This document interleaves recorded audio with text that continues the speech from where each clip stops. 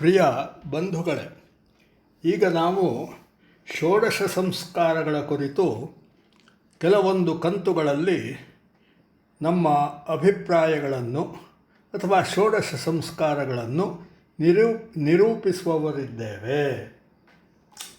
ಭಾರತವು ಹಲವು ಜಾತಿ, ಪಂಗಡ, ಆಸ್ಥೆ ಮತ್ತು ಧರ್ಮಗಳುಳ್ಳ ದೇಶ. ಆದರೆ ನಮ್ಮ ಆರ್ಷ ಸನಾತನ ಪರಂಪರೆಯುಳ್ಳ ಸಮಸ್ತರಿಗೆ ವಿವಾಹಾದಿ ಷೋಡಶ ಸಂಸ್ಕಾರಗಳು ಸಮಾನವಾಗಿವೆ. ಪ್ರಾಚೀನ ಕಾಲದಲ್ಲಿ ಬ್ರಾಹ್ಮಣ, ಕ್ಷತ್ರಿಯ, ವೈಶ್ಯ ಮತ್ತು ಶೂದ್ರ ಎಂಬ ವರ್ಣವ್ಯವಸ್ಥೆ ಇದ್ದಾಗ ವೇದೋಕ್ತವಾದ ಷೋಡಶ ಸಂಸ್ಕಾರಗಳು ಎಲ್ಲರಿಗೂ ಅನ್ವಯವಾಗುತ್ತಿದ್ದವು. ಆದರೆ ಈಗ ನಮ್ಮ ದೇಶದಲ್ಲಿ ಸಾವಿರಾರು ಜಾತಿ ಪಂಗಡಗಳಿವೆ, ಧರ್ಮ ಪಂಥಗಳಿವೆ. ಹೀಗಿರುವಾಗ ಈ ಸಂಸ್ಕಾರಗಳನ್ನು ಕಾಲ ಸನ್ನಿವೇಶಕ್ಕೆ ತಕ್ಕಂತೆ ಹೊಂದಿಸಿಕೊಂಡು ವ್ಯಾಖ್ಯಾನಿಸಬೇಕಾಗಿದೆ. ಇನ್ನು ಹಿಂದೂ ಆರ್ಷ ಪರಂಪರೆಯ ಷೋಡಶ ಸಂಸ್ಕಾರಗಳಲ್ಲಿ ಉಪನಯನ ಒಂದನ್ನು ಬಿಟ್ಟು ಉಳಿದವುಗಳನ್ನು ಎಲ್ಲ ಪಂಗಡದ ಧರ್ಮದವರು ಆಚರಿಸುತ್ತಾರೆ. ಆದರೆ ಉಪನಯನದ ಸ್ಥಾನದಲ್ಲಿ ತತ್ಸಮಾನ ಬೇರೆ ಸಂಸ್ಕಾರ ಮಾಡಿಸುತ್ತಾರೆ. ಕ್ರಿಶ್ಚಿಯನ್ ಮತ್ತು ಮುಸ್ಲಿಮರಲ್ಲಿಯೂ ಕೂಡ ಧರ್ಮದೀಕ್ಷೆಯ ಸಂಸ್ಕಾರಗಳನ್ನು ಮಾಡುತ್ತಾರೆ. ಉಳಿದಂತೆ ವಿವಾಹ, ನಾಮಕರಣ, ಅನ್ನಪ್ರಾಶನ, ಗುರುಕುಲ ಶಿಕ್ಷಣ, ಅಂತ್ಯೇಷ್ಟಿ ಮುಂತಾದವು ಅವರವರ ಪರಂಪರೆಗೆ ಅನುವಾಗಿ ಎಲ್ಲರೂ ಆಚರಿಸುತ್ತಾರೆ. ಉಪನಯನವು ಬ್ರಾಹ್ಮಣ, ಕ್ಷತ್ರಿಯ ಮತ್ತು ವೈಶ್ಯರಲ್ಲಿ ಮಗುವನ್ನು ವಿದ್ಯಾಭ್ಯಾಸಕ್ಕೆ ಕಳುಹಿಸುವ ಮುಂಚೆ ಮಾಡುವ ಸಂಸ್ಕಾರವೆಂದು ತಿಳಿಯಲಾಗಿದೆ. ಉಳಿದವರು ಉಪನಯನವಲ್ಲದಿದ್ದರೂ ದೇವಸ್ಥಾನಕ್ಕೆ ಹೋಗಿ ಮಗುವಿನ ಹೆಸರಿನಲ್ಲಿ ಒಂದು ಪೂಜೆಯನ್ನಾದರೂ ಮಾಡಿಸಿ ನಂತರ ಮಗುವನ್ನು ಶಾಲೆಗೆ ಸೇರಿಸುತ್ತಾರೆ. ಈಗ ಮುಂಚಿನ ಮಾದರಿಯ ಗುರುಕುಲಗಳು ಇಲ್ಲ. ಗುರುಕುಲಗಳು ಇದ್ದಾಗ ವೇದಾಧ್ಯಯನ ಮಾಡುವ ಹಕ್ಕು ಪಡೆಯಲು ಉಪನಯನ ಅಥವಾ ಬ್ರಹ್ಮೋಪದೇಶ ಮಾಡುತ್ತಿದ್ದರು. ಈಗ ಅದು ಕೇವಲ ಸಾಂಕೇತಿಕ ಕೈಕರಣವಾಗಿ ಮಾತ್ರ ಉಳಿದಿದೆ. ಇನ್ನು ಜಾತಕರ್ಮಾದಿ ಸಂಸ್ಕಾರಗಳನ್ನು ಮಾಡುವ ಅರ್ಹತೆ ಮತ್ತು ಹಕ್ಕು ಎಲ್ಲ ಜಾತಿ ಪಂಗಡದವರಿಗೂ ಇದೆ. ಏಕೆಂದರೆ ನಮಗೆಲ್ಲ ಧರ್ಮಾಚರಣೆಗಳು, ನೀತಿ ನಿಯಮಗಳು, ಸಾಮಾಜಿಕ ವರ್ತನೆ ಮುಂತಾದವುಗಳ ಸಂವಿಧಾನಗಳೆಂದರೆ 4 ವೇದಗಳು, ವೇದಾಂಗಗಳು ಮತ್ತು ಸೂತ್ರಗಳು. ಬ್ರಾಹ್ಮಣರಲ್ಲಿಯೂ ಬೋಧಾಯನ, ಆಶ್ವಲಾಯನ, ಹಿರಣ್ಯಕೇಶಿ, ಆಪಸ್ತಂಭ ಮುಂತಾದ ಶಾಖಾ ಭೇದಗಳಿವೆ, ಪಂಗಡಗಳಿವೆ. ಷೋಡಶ ಸಂಸ್ಕಾರಗಳು ಎಲ್ಲರಿಗೂ ಸಮಾನ. ಆದರೆ ಅವುಗಳ ಆಚರಣೆಯಲ್ಲಿ ಸಣ್ಣ ಪುಟ್ಟ ವ್ಯತ್ಯಾಸಗಳಿವೆ. ಯಾರಿಗೆ ಸಂಸ್ಕಾರವನ್ನು ಮಾಡಲು ಆಗುವುದಿಲ್ಲವೋ ಅಥವಾ ಅವರಿಗೆ ಅರ್ಹತೆ ಇಲ್ಲವೋ ಅವರು ಪುರೋಹಿತರುಗಳಿಂದ ಇವುಗಳನ್ನು ಮಾಡಿಸಬಹುದು. ನಮಗೆ ಸಂಬಂಧವಿಲ್ಲ, ಬ್ರಾಹ್ಮಣಾದಿಗಳಿಗೆ ಮಾತ್ರ ಎಂದು ಹೇಳಬಾರದು. ಏಕೆಂದರೆ ವೇದೋಕ್ತ ಧರ್ಮಕರ್ಮಗಳನ್ನು ಆಚರಿಸುವ ಅಧಿಕಾರ ಸನಾತನ ಪರಂಪರೆಯ ಎಲ್ಲ ಜಾತಿ ಪಂಗಡದವರಿಗೂ ಇದೆ. ಉಪನಯನ ಕೇವಲ ಬ್ರಾಹ್ಮಣ, ಕ್ಷತ್ರಿಯ ಮತ್ತು ವೈಶ್ಯರಿಗೆ ಮಾತ್ರ ಎಂದು ಭಾವಿಸಬೇಡಿ. ಉಳಿದವರಿಗೂ ಉಪನಯನವಿಲ್ಲದಿದ್ದರೂ ತತ್ಸಮಾನವಾದ ಸಂಸ್ಕಾರಗಳಿವೆ. ಆದರೆ ಪುರೋಹಿತ ವರ್ಗಕ್ಕೆ ಈ ಷೋಡಶ ಸಂಸ್ಕಾರಗಳನ್ನು ಇತರರಿಗೂ ಮಾಡಿಸುವ ಔದಾರ್ಯ ಮತ್ತು ಹೃದಯ ವೈಶಾಲ್ಯ ಬೇಕು. ಯಾಕಂದರೆ ಪುರೋಹಿತರುಗಳೇ ಹೇಳಬೇಕು ಎಲ್ಲವರಿಗೆ, ನಿಮಗೂ ಇದರಲ್ಲಿ ಹಕ್ಕುಂಟು. ನಮ್ಮ ವೇದೋಕ್ತವಾದ ಕರ್ಮ ಅಥವಾ ಆಚರಣೆಗಳು ಎಲ್ಲ ಜಾತಿ ಪಂಗಡದವರಿಗೂ ಸಮಾನವಾದವು ಮತ್ತು ಎಲ್ಲವರಿಗೂ ಅವುಗಳಲ್ಲಿ ಹಕ್ಕಿದೆ ಎಂಬುದಾಗಿ. ಧರ್ಮ ಪರಂಪರೆ, ಹೋಮ, ಹವನ, ಪೂಜಾಪಾಠ ಮುಂತಾದ ವಿಷಯಗಳಲ್ಲಿ ಜಾತಿ ಪಂಕ್ತಿಭೇದ ಇರಬಾರದು. ವೇದಶಾಸ್ತ್ರ, ವೇದಾಂಗ, ಸ್ಮೃತಿ ಪುರಾಣಗಳು, ಬೌದ್ಧ ಜೈನರ ಧಾರ್ಮಿಕ ಗ್ರಂಥಗಳು ಕೇ ಕೈವಲ್ಯ ಸಾಧನ ಗಾಥೆಗಳಾಗಿವೆ. ಅಂದರೆ ಮೋಕ್ಷ ಸಾಧನೆಯ ಗಾಥೆಗಳು ಇವೆಲ್ಲ. ಕೇವಲ ಕೆಲವೇ ಜಾತಿ ಪಂಗಡಗಳವರ ಸ್ವತ್ತಲ್ಲ. ಇವು ಎಲ್ಲ ಸನಾತನ ಪರಂಪರೆಯವರ ಪಿತ್ರಾರ್ಜಿತ ಆಸ್ತಿಗಳು. ನೋಡಿ, ಈ ವೇದಗಳು, 4 ವೇದಗಳು ಕೂಡ ಭಾರತದಲ್ಲಿ ಯಾರು ಸನಾತನ ಪರಂಪರೆಯ ಜನರಿದ್ದಾರೆ ಅವರಿಗೆಲ್ಲ ಪೈತೃಕ ಸಂಪತ್ತಾಗಿದೆ. ಬ್ರಾಹ್ಮಣರಿಗೆ ಮಾತ್ರ ಅಥವಾ ಕ್ಷತ್ರಿಯರಿಗೆ ಮಾತ್ರ ಹೀಗೆ ಮೀಸಲು ಇದರಲ್ಲಿ ಇಲ್ಲ. ಆಯಿತಾ? ನಮ್ಮ ಸಭ್ಯತೆಯ ಪ್ರಾರಂಭದಲ್ಲಿದ್ದ 8 ಮಂದಿ ಋಷಿಗಳು ಅಂದರೆ ಗೋತ್ರ ಪ್ರವರ್ತಕ ಋಷಿಗಳು, ಅವರ ಸಂತಾನಗಳೇ ನಾವೆಲ್ಲರೂ ಕೂಡ. ಆಗ 8 ಮಂದಿ ಇದ್ದಿರಬಹುದು, ಆ 8 ಮಂದಿಗೆ 20 ಮಂದಿ ಮಕ್ಕಳು ಇದ್ದಿರಬಹುದು. ಹೀಗೆ ವಿಕಾಸವಾಗ್ತಾ ಈಗ ಅಪಾರ ಜನಸಂಖ್ಯೆಯಾಗಿದೆ. ಅಂದರೆ ಸನಾತನ ಪರಂಪರೆಯ ಎಲ್ಲ ಭಾರತೀಯರು ಜಾತಿಗಳು ಮೊದಲು ಇರಲಿಲ್ಲ. ನಾವೆಲ್ಲರೂ ಸನಾತನ ಪರಂಪರೆಯವರು, ಎಲ್ಲವರು ಭಾರತೀಯರು. ನಮ್ಮಲ್ಲಿ ಜಾತಿಗಳು ಮುಂಚೆ ಇರಲಿಲ್ಲ. ಚಾತುರ್ವರ್ಣ್ಯಂ ಮಯಾ ಸೃಷ್ಟಂ ಗುಣಕರ್ಮ ವಿಭಾಗಶಃ. ಒಂದೇ ಇದ್ದ ಸಮಾಜವು ಅವರವರ ಗುಣಗಳು, ಸತ್ವ ರಜ ತಮೋ ಗುಣಗಳು ಮತ್ತು ನಂಬಿಕೆಗಳು ಮತ್ತು ಆಚರಣೆಗಳು ಇದಕ್ಕೆ ತಕ್ಕಂತೆ ವಿಭಜಿತವಾಯಿತು. ಉದಾಹರಣೆಗೆ ಮುನಿವೃತ್ತಿಯವರು ಬ್ರಾಹ್ಮಣರು, ಕಬ್ಬಿಣದ ಕೆಲಸ ಮಾಡುವವರು ಕಮ್ಮಾರರು, ಮರದ ಕೆಲಸದವರು ಬಡಗಿಗಳು, ಶತ್ರುಗಳಿಂದ ದೇಶವನ್ನು ರಕ್ಷಿಸಿ ಪ್ರಜೆಗಳನ್ನು ಪಾಲಿಸುವವರು ಕ್ಷತ್ರಿಯರು, ವ್ಯಾಪಾರ ಮಾಡುವವರು ವೈಶ್ಯರು ಇತ್ಯಾದಿ. ಜಾತಿಗಳನ್ನು ನಾವು ಮಾಡಿಕೊಂಡಿದ್ದೇ ಹೊರತು ಅವು ಸನಾತನವಲ್ಲ. ಹಾಗೆ ನೋಡಹೋದರೆ ಪರಶುರಾಮನು ಬ್ರಾಹ್ಮಣ, ಶ್ರೀರಾಮನು ಕ್ಷತ್ರಿಯ, ಶ್ರೀಕೃಷ್ಣ ಯಾದವ ವಂಶದವನು, ಭಗವಾನ್ ವೇದವ್ಯಾಸರ ತಾಯಿ ಬೆಸ್ತರವಳು, ಭಗವಾನ್ ವಸಿಷ್ಠರು ಅವರ ತಾಯಿ ಸ್ವರ್ಗದ ಅಪ್ಸರೆ ಊರ್ವಶಿ, ವಸಿಷ್ಠರು ಮಿತ್ರಾವರುಣರು ಮತ್ತು ಊರ್ವಶಿಯ ಪ್ರಣಾಳ ಶಿಶು. ಜಾತಿ ಹುಟ್ಟಿನಿಂದಲ್ಲ, ಬದಲು ಅವರವರ ಕರ್ಮದಿಂದ ಬರುವುದು. ಜನ್ಮನಾ ಜಾಯತೆ ಶೂದ್ರ ಕರ್ಮಣಾ ಜಾಯತೆ ದ್ವಿಜ. ಹುಟ್ಟುವಾಗ ಎಲ್ಲರೂ ಶೂದ್ರರೇ, ಸ್ವಕರ್ಮಗಳಿಂದ ನಂತರ ಬ್ರಾಹ್ಮಣರಾಗುತ್ತಾರೆ ಅಥವಾ ಕ್ಷತ್ರಿಯರಾಗಿರುತ್ತಾರೆ ಅಥವಾ ವೈಶ್ಯರಾಗಿರುತ್ತಾರೆ ಅಥವಾ ಶೂದ್ರರಾಗಿಯೇ ಇರುತ್ತಾರೆ. ಇದರರ್ಥ ಹುಟ್ಟುವಾಗ ಯಾರಿಗೂ ಯಾವ ಜಾತಿಯೂ ಇಲ್ಲ. ನಂತರ ಅವರವರ ಕರ್ಮಗಳಿಂದ ಸ್ವಜಾತಿಯ ಪ್ರಮಾಣ ಪತ್ರಗಳನ್ನು ಪಡೀತಾರೆ ಕರ್ಮಗಳಿಂದಾಗಿ.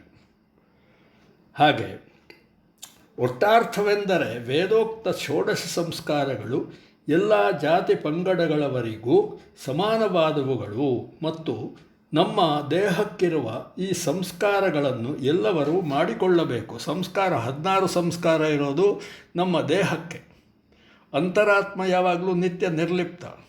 ಈ ನಾವು ಮಾನವ ದೇಹ ಪಡೆದ ಮೇಲೆ ಈ 16 ಸಂಸ್ಕಾರಗಳು ನಮಗೆ ಆಗಬೇಕು. ಈ ದೇಹವು 16 ಸಂಸ್ಕಾರಗಳಿಂದ ಪವಿತ್ರವಾದರೇನೇ ಅಂತರಾತ್ಮನಿಗೆ ತೇಜೋಮಯವಾದ ಸೂಕ್ಷ್ಮ ಶರೀರ ಲಭ್ಯವಾಗುವುದು. ಇಲ್ಲವಾದಲ್ಲಿ ಛಾಯಾಮಯ ಪ್ರೇತ ಶರೀರ ಪ್ರಾಪ್ತವಾಗುವುದು ಅಂತ ಶ್ರುತಿ ಸ್ಮೃತಿ ಪುರಾಣಗಳಲ್ಲಿ ಹೇಳಿರುತ್ತದೆ. ಅವ ಮುಕ್ತಿಗೆ ಹೋಗುವುದಿಲ್ಲ ಷೋಡಶ ಸಂಸ್ಕಾರ ಆಗದಿದ್ದವ ಎಂಬುದಾಗಿ. ಇತ್ತೀಚಿನ ದಿನಗಳಲ್ಲಿ ಎಲ್ಲವನ್ನೂ ಆಡಂಬರ ಮತ್ತು ವೈಭವೀಕರಣಗಳು ಮುತ್ತಿಕೊಂಡಿವೆ. ಇದರಿಂದಾಗಿ ಸಂಸ್ಕಾರಗಳ ಮೂಲ ಉದ್ದೇಶಗಳು ಮಬ್ಬಾಗಿ ವೈಭವಗಳು ಮೆರೆಯುತ್ತವೆ. ಉದಾಹರಣೆಗೆ, ಯಾರಾದರೂ ತೀರಿಕೊಂಡರೆ ಮನೆ ಮಂದಿ ದುಃಖದಿಂದ ಅಳುತ್ತಾರೆ. ಆದರೆ ಇದನ್ನು ವೈಭವೀಕರಿಸಲು ಮತ್ತು ಅದನ್ನೇ ಒಂದು ದೊಡ್ಡದಾಗಿ ಮಾಡಲು ಎಷ್ಟೋ ಕಡೆ ದೇಶದಲ್ಲಿ ಅಳುವವರನ್ನು, ಅಂದರೆ ರುಲಾಡ್ ಅಂತ ಹೇಳ್ತಾರೆ ಹಿಂದಿಯಲ್ಲಿ, ಅವರನ್ನು ಹಣ ಕೊಟ್ಟು ಕರೆಸುವ ವಾಡಿಕೆ ಭಾರತದ ಕೆಲವೆಡೆ ಇದೆ. ಈ ರುಲಾಡ್ಗಳು ತಾವು ಸಿಕ್ಕಾಬಟ್ಟೆ ಅಳುತ್ತಾ ಸತ್ತವನ ಮನೆಯಲ್ಲಿ ಹೆಣ ನೋಡಲು ಬಂದವರನ್ನು ಅಳಿಸುತ್ತಾ ಎಲ್ಲರನ್ನೂ ತಮ್ಮ ಅಳಿಸುವ ಕೌಶಲ್ಯದಿಂದ ತುಂಬಿಬಿಡುತ್ತಾರೆ. ಒಟ್ಟಿನಲ್ಲಿ ನಾವು ಈ ವೈಭವಾಕಾಂಕ್ಷೆಯನ್ನು ಬಿಟ್ಟು ಮೂಲ ಸಂಸ್ಕಾರಗಳನ್ನು ಆಚರಿಸತೊಡಗಿದರೆ ಮೋಕ್ಷದ ಮಾರ್ಗವು ಪ್ರಶಸ್ತವಾಗುವುದು. ಸಂಸ್ಕಾರವೆಂದರೆ ದೋಷಗಳನ್ನು ಪರಿಹರಿಸಿ ಶುದ್ಧ ಮಾಡುವುದು. ಮಾನವನ ಶರೀರವನ್ನು ಧರಿಸಿದ ಜೀವಾತ್ಮನಿಗೆ ಜಾತಕರ್ಮವೇ ಮುಂತಾಗಿ ಮಾಡುವ ಶುದ್ಧಿಗಳೇ ಸಂಸ್ಕಾರಗಳು. ಜೀವಾತ್ಮನು ನಿತ್ಯ ಶುದ್ಧನಾದರೂ ಅವನು ಧರಿಸಿದ ಈ ದೇಹವು ಸಂಸ್ಕಾರಗಳ ಮೂಲಕವೇ ಶುದ್ಧವಾಗುತ್ತದೆ. ಹಾಗೆ ಶುದ್ಧವಾಗದಿದ್ದರೆ ಮುಂದಿನ ಜನ್ಮಗಳಲ್ಲಿ ಅವನು ಉತ್ತಮ ನೀರೋಗ ದೇಹಗಳನ್ನು ಧರಿಸುತ್ತಾ ಹೋಗಲಾರ. ಆದ್ದರಿಂದ ಮುಂದಿನ ಜನ್ಮದಲ್ಲಿ ನಮಗೆ ಒಳ್ಳೆಯ ಶರೀರ ಸಿಗಬೇಕು, ಒಳ್ಳೆಯ ವಂಶದಲ್ಲಿ ನಾವು ಹುಟ್ಟಬೇಕಾದರೆ ಈ ಷೋಡಶ ಸಂಸ್ಕಾರಗಳು ಬೇಕು ಎಂದ ಹಾಗಾಯಿತು. ಸಂಸ್ಕಾರಗಳು ಆಗದಿದ್ದರೆ ಈ ಸ್ಥೂಲ ದೇಹದ ಮೂಲಕ ನಾವು ಮಾಡಿದ ಪಾಪಗಳಿಂದಾಗಿ ನಾವು ಕೆಳಮಟ್ಟದ ದೇಹಗಳನ್ನು ಧರಿಸುವಂತಾಗಬಹುದು. ಇವತ್ತೀಗ ಮನುಷ್ಯನಾಗಿ ಇದ್ದವ ಇನ್ನೊಂದು ಜನ್ಮದಲ್ಲಿ ಒಂದು ಕತ್ತೆಯಾಗಿಯೋ ಅಥವಾ ಒಂದು ನಾಯಿಯಾಗಿಯೋ ಅಥವಾ ಚೇಳು, ವಿಷದ ಹಾವು ಇತ್ಯಾದಿಯಾಗಿಯೋ ಹುಟ್ಟಬಹುದು. ಈ ಮಾನವ ದೇಹಕ್ಕೆ ಜನನದಾರಭ್ಯ ಮರಣದವರೆಗೆ ಸಂಸ್ಕಾರಗಳು ಹೇಳಲ್ಪಟ್ಟಿವೆ. ಗರ್ಭೋಪಘಾತದಿಂದ ಉಂಟಾದ ದೋಷಗಳನ್ನು ಈ ಸಮಾವರ್ತನಾತ್ಯಂತ ಅಂದರೆ ಸಮಾವರ್ತನದವರೆಗಿನ ಸಂಸ್ಕಾರಗಳು ಪರಿಹರಿಸಿ ಶುದ್ಧ ಮಾಡುವವು. ಈ ಸಂಸ್ಕಾರಗಳು ಗರ್ಭಾಧಾರದಿಂದ ಪ್ರಾರಂಭಿಸಿ ಅಂತ್ಯಷ್ಟಿವರೆಗೆ 16 ಅವುಗಳನ್ನು ಈಗ ಹೇಳ್ತಾರೆ ನೋಡಿ. ಗರ್ಭಾಧಾನ, ಪುಂಸವನ, ಸೀಮಂತೋನ್ನಯನ, ಜಾತಕರ್ಮ ಆಮೇಲೆ ಕೆಲವು ಉಪ ಸಂಸ್ಕಾರಗಳುಂಟು ಜಾತಕರ್ಮದಲ್ಲಿ. ಷಷ್ಠಿ ಪೂಜೆ, ಆಂದೋಲನ, ಕರ್ಣಛೇದನ ಇತ್ಯಾದಿ. 5ನೇದ್ದು ನಾಮಕರಣ, 6 ಉಪನಿಷ್ಕ್ರಮಣ, 7 ಅನ್ನಪ್ರಾಶನ, 8 ಚೂಡಾಕರ್ಮ, 9 ಉಪನಯನ, 10 ಮಹಾನಾಮ್ನಿ, 11 ಮಹಾವ್ರತ, 12 ಉಪನಿಷದ್ವ್ರತ ಅಂತ ಹೇಳ್ತಾರೆ, 13 ಗೋದಾನ ಅಥವಾ ಕೇಶಾಂತ ಸಂಸ್ಕಾರ, 14 ಸಮಾವರ್ತನ, 15 ವಿವಾಹ, 16 ಅಂತ್ಯಷ್ಟಿ. ನಾವು ಸತ್ತ ಮೇಲೆ ಮಾಡುವಂಥದ್ದು ಅಂತ್ಯಷ್ಟಿ. ಇಲ್ಲಿಗೆ ಷೋಡಶ ಸಂಸ್ಕಾರಗಳನ್ನು ನಿಮ್ಮ ಮುಂದೆ ಇಡಲಾಗಿದೆ. ಮೇಲಿನ ಪ್ರತಿಯೊಂದು ಸಂಸ್ಕಾರಕ್ಕೂ ಅಂತ್ಯಷ್ಟಿಯನ್ನು ಬಿಟ್ಟು ಸ್ವಸ್ತಿ, ಪುಣ್ಯಾಹವಾಚನ, ನಾಂದಿ ಶ್ರಾದ್ದ, ಕರ್ಮಾಂಗ ಹೋಮ ಮುಂತಾದವುಗಳು ಇವೆ. ನಾಂದಿ ಎಂದರೆ ನಮ್ಮ ದಿವಂಗತ ಪಿತೃಗಳ ಪೂಜೆ. ಪಿತೃಗಳು ನಮಗೆ ದೇವರಿಗಿಂತಲೂ ದೊಡ್ಡವರು.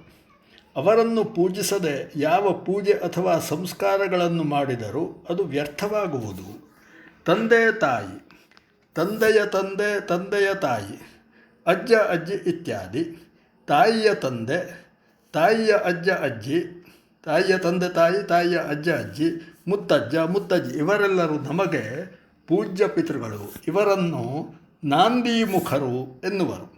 ಆದುದರಿಂದ ಯಾವುದೇ ಶುಭ ಕಾರ್ಯಗಳಲ್ಲಿ ಇವರನ್ನು ಮೊದಲು ಪೂಜಿಸಬೇಕು. ಈ ವಿಷಯದಲ್ಲಿ ವಿಷ್ಣು ಪುರಾಣದ ಒಂದು ಶ್ಲೋಕ ಹೀಗಿದೆ: ಕನ್ಯಾಪುತ್ರ ವಿವಾಹೇ ಚ ಪ್ರವೇಶೇ ನವವೇಶ್ಮನಃ ನಾಮಕರ್ಮಣಿ ಬಾಲಾನಾಂ ಚೂಡಾಕರ್ಮಾದಿಕೆ ತಥಾ ಸೀಮಂತೋನ್ನಯನೆ ಚೈವ ಪುತ್ರಾದಿಮುಖದರ್ಶನೆ ನಾಂದೀಮುಖಂ ಪಿತೃಗಣಂ ಪೂಜಯೇತ್ ಪ್ರಯತೋ ಗೃಹೀ. ಅರ್ಥ: ಕನ್ಯೆ ಅಥವಾ ಪುತ್ರನ ವಿವಾಹದಲ್ಲಿ, ಗೃಹ ಪ್ರವೇಶದಲ್ಲಿ, ನಾಮಕರಣ, ಚೂಡಾಕರ್ಮ ಅಂದರೆ ಮೊದಲು ಕೂದಲು ತೆಗೆಸುವ ಒಂದು ಕಾರ್ಯಕ್ರಮ, ಸೀಮಂತ, ಜಾತಕರ್ಮ ಮುಂತಾದವುಗಳಲ್ಲಿ ಅಭಿವೃದ್ಧಿಯನ್ನು ಬಯಸುವ ಗೃಹಸ್ಥನು ನಾಂದಿ ಶ್ರಾದ್ದವನ್ನು ಮಾಡಲೇಬೇಕು. ನಾಂದಿಯು ನಮ್ಮನ್ನು ಶುದ್ಧಗೊಳಿಸುತ್ತದೆ. ಕಾರ್ಯಾರಂಭದಲ್ಲಿ ನಾಂದಿಗೆ ಸಂಕಲ್ಪ ಮಾಡಿಟ್ಟರೆ ಜನನ ಮರಣ ಸೂತಕಾದಿಗಳು ಕೂಡ ಆ ಕಾರ್ಯ ಆಗುವವರೆಗೆ ನಮಗೆ ತಟ್ಟುವುದಿಲ್ಲ ಎಂಬುದಾಗಿ ಹೇಳಿದ್ದಾರೆ. ಇವುಗಳ ವಾಯಿದೆ ವಿವಾಹಕ್ಕೆ 10 ದಿನ, ಉಪನಯನಕ್ಕೆ 6 ದಿನ ಮತ್ತು ಚೂಡಾಕರ್ಮಕ್ಕೆ 3 ದಿನ. ಈ ಅವಧಿಗಳು ಮುಗಿಯುವ ಹಂತದಲ್ಲಿ ಬೇಕಾದರೆ ಪುನಃ ನಾಂದಿಯನ್ನು ಮುಂದುವರಿಸಬಹುದು. ಒಟ್ಟು ನಾಂದಿಯ ಅವಧಿ 21 ದಿನಗಳು. ಅಂತ ಧರ್ಮಸಿಂಧುವಿನಲ್ಲಿ ಹೇಳಿದ್ದಾರೆ. ಈ ನಾಂದಿಮುಖರಾದ ಪಿತೃವರ್ಗಕ್ಕೆ ಶುಭಾಶುಭ ಕಾರ್ಯಗಳಲ್ಲಿ ದೇವಸ್ವರೂಪ ನಾಯಕರಿದ್ದಾರೆ. ಅವರನ್ನು ವಿಶ್ವೇದೇವರು ಎನ್ನುವರು. ಅವರು 12 ಮಂದಿ. ಅವರೆಂದರೆ ವಸು, ಸತ್ಯ, ಕ್ರತು, ದಕ್ಷ, ಕಾಲ, ಕಾಮ, ಧೃತಿ, ಕುರು, ಪುರೂರವಸ್, ಮಾದ್ರವ, ಧುರಿ, ಲೋಚನ.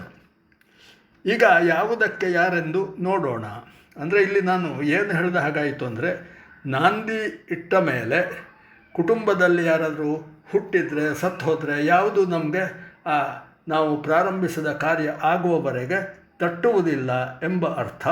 ಇನ್ನು ಯಾವ ಕಾರ್ಯಕ್ಕೆ ಯಾರು ವಿಶ್ವೇದೇವರು ಅಂತ ಮುಂದೆ ನೋಡೋಣ.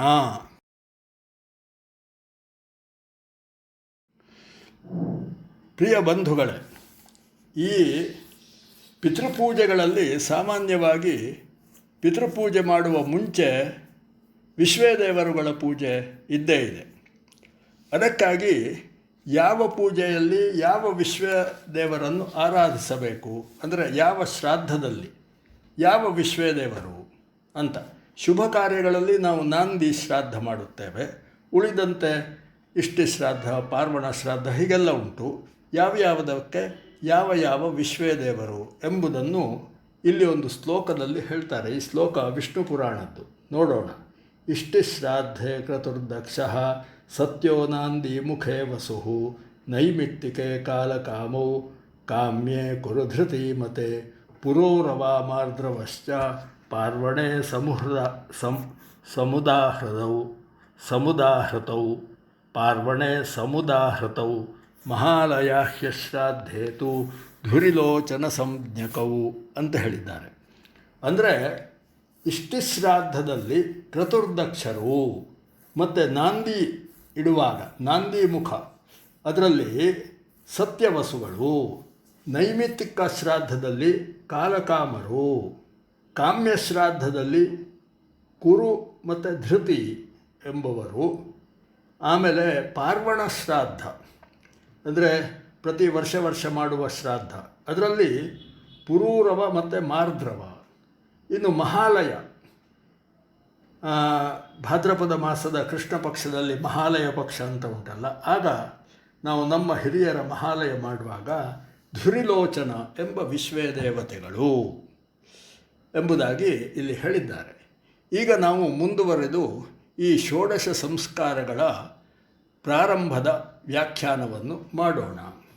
ಒಂದು ಶುಭ ಸಂಸ್ಕಾರ ಅಂದರೆ ಅಲ್ಲಿ ಪುಣ್ಯಾಹವಾಚನ, ನಾಂದಿ, ಮಾತೃಕಾ ಪೂಜನ ಇತ್ಯಾದಿ ಒಂದು ಕ್ರಮಬದ್ಧತೆ ಇರುತ್ತದೆ.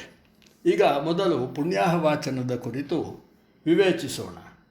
ಪುಣ್ಯಾಹವಾಚನ ದೇವತಾ ಕಾರ್ಯಗಳು, ಸಂಸ್ಕಾರಗಳು, ಗೃಹ ಪ್ರವೇಶ, ಯಾತ್ರೆ, ಗೋಷ್ಠ ಪ್ರವೇಶ ಅಂದರೆ ದನದ ಕೊಟ್ಟಿಗೆ ಕಟ್ಟಿಸಿ ಅಲ್ಲಿ ದನ ಕರುಗಳನ್ನು ಒಳಗೆ ಬಿಡುವುದು ಮುಂತಾದವುಗಳಿಗೆ ನೋಡಿದ ಶುಭ ದಿನವನ್ನು ಪುಣ್ಯಾಹ ಎಂಬುದಾಗಿ ಹೇಳ್ತಾರೆ.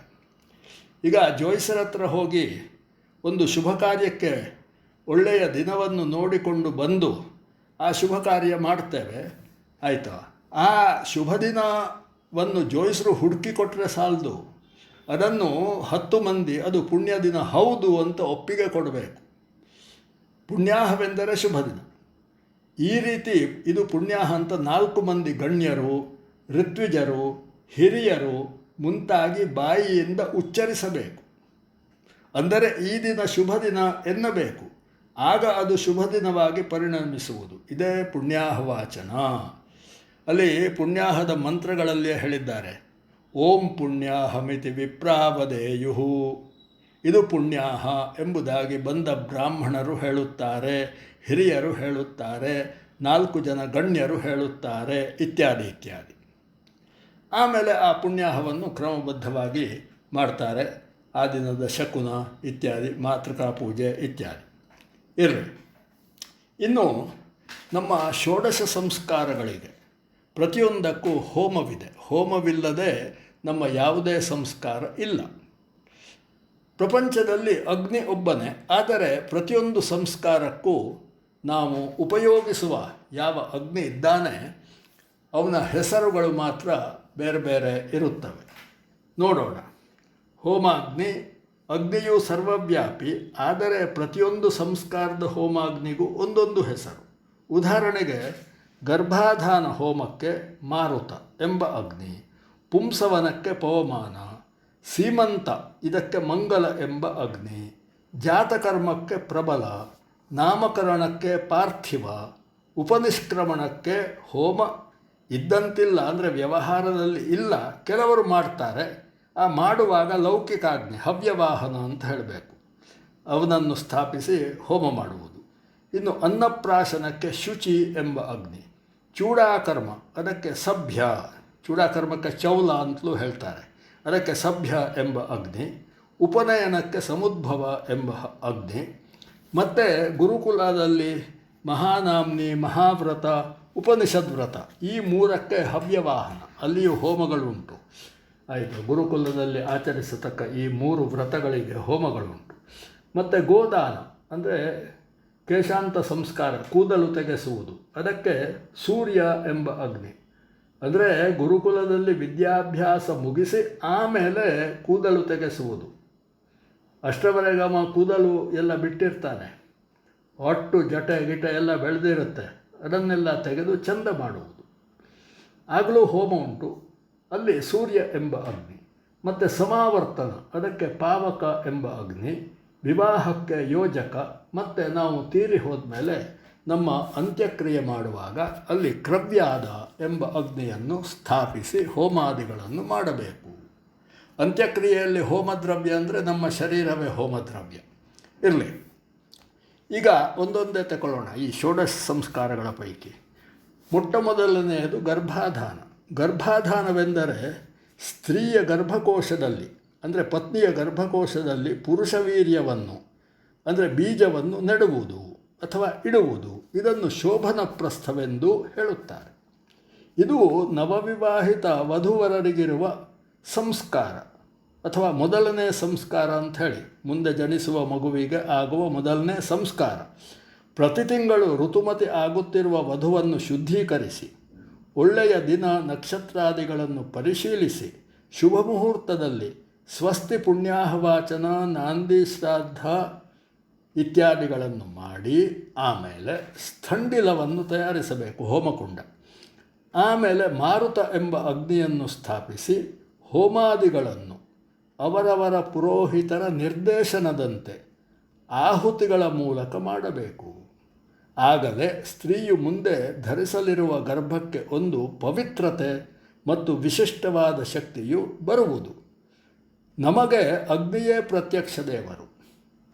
ಆಯಿತಾ?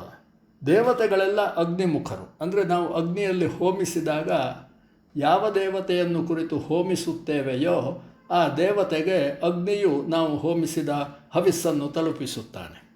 ಹಾಗೆ ಇದನ್ನು ವೇದಗಳಲ್ಲಿಯೂ ಹೇಳಿದ್ದಾರೆ. ಅಗ್ನಿಮುಖ ವೈ ದೇವಾಹ ಅಗ್ನಿಮಿ ಈಳೆ ಪುರೋಹಿತಂ ಅಗ್ನಿಂದೂತಂ ವೃಣೀಮಹೆ ಇತ್ಯಾದಿ.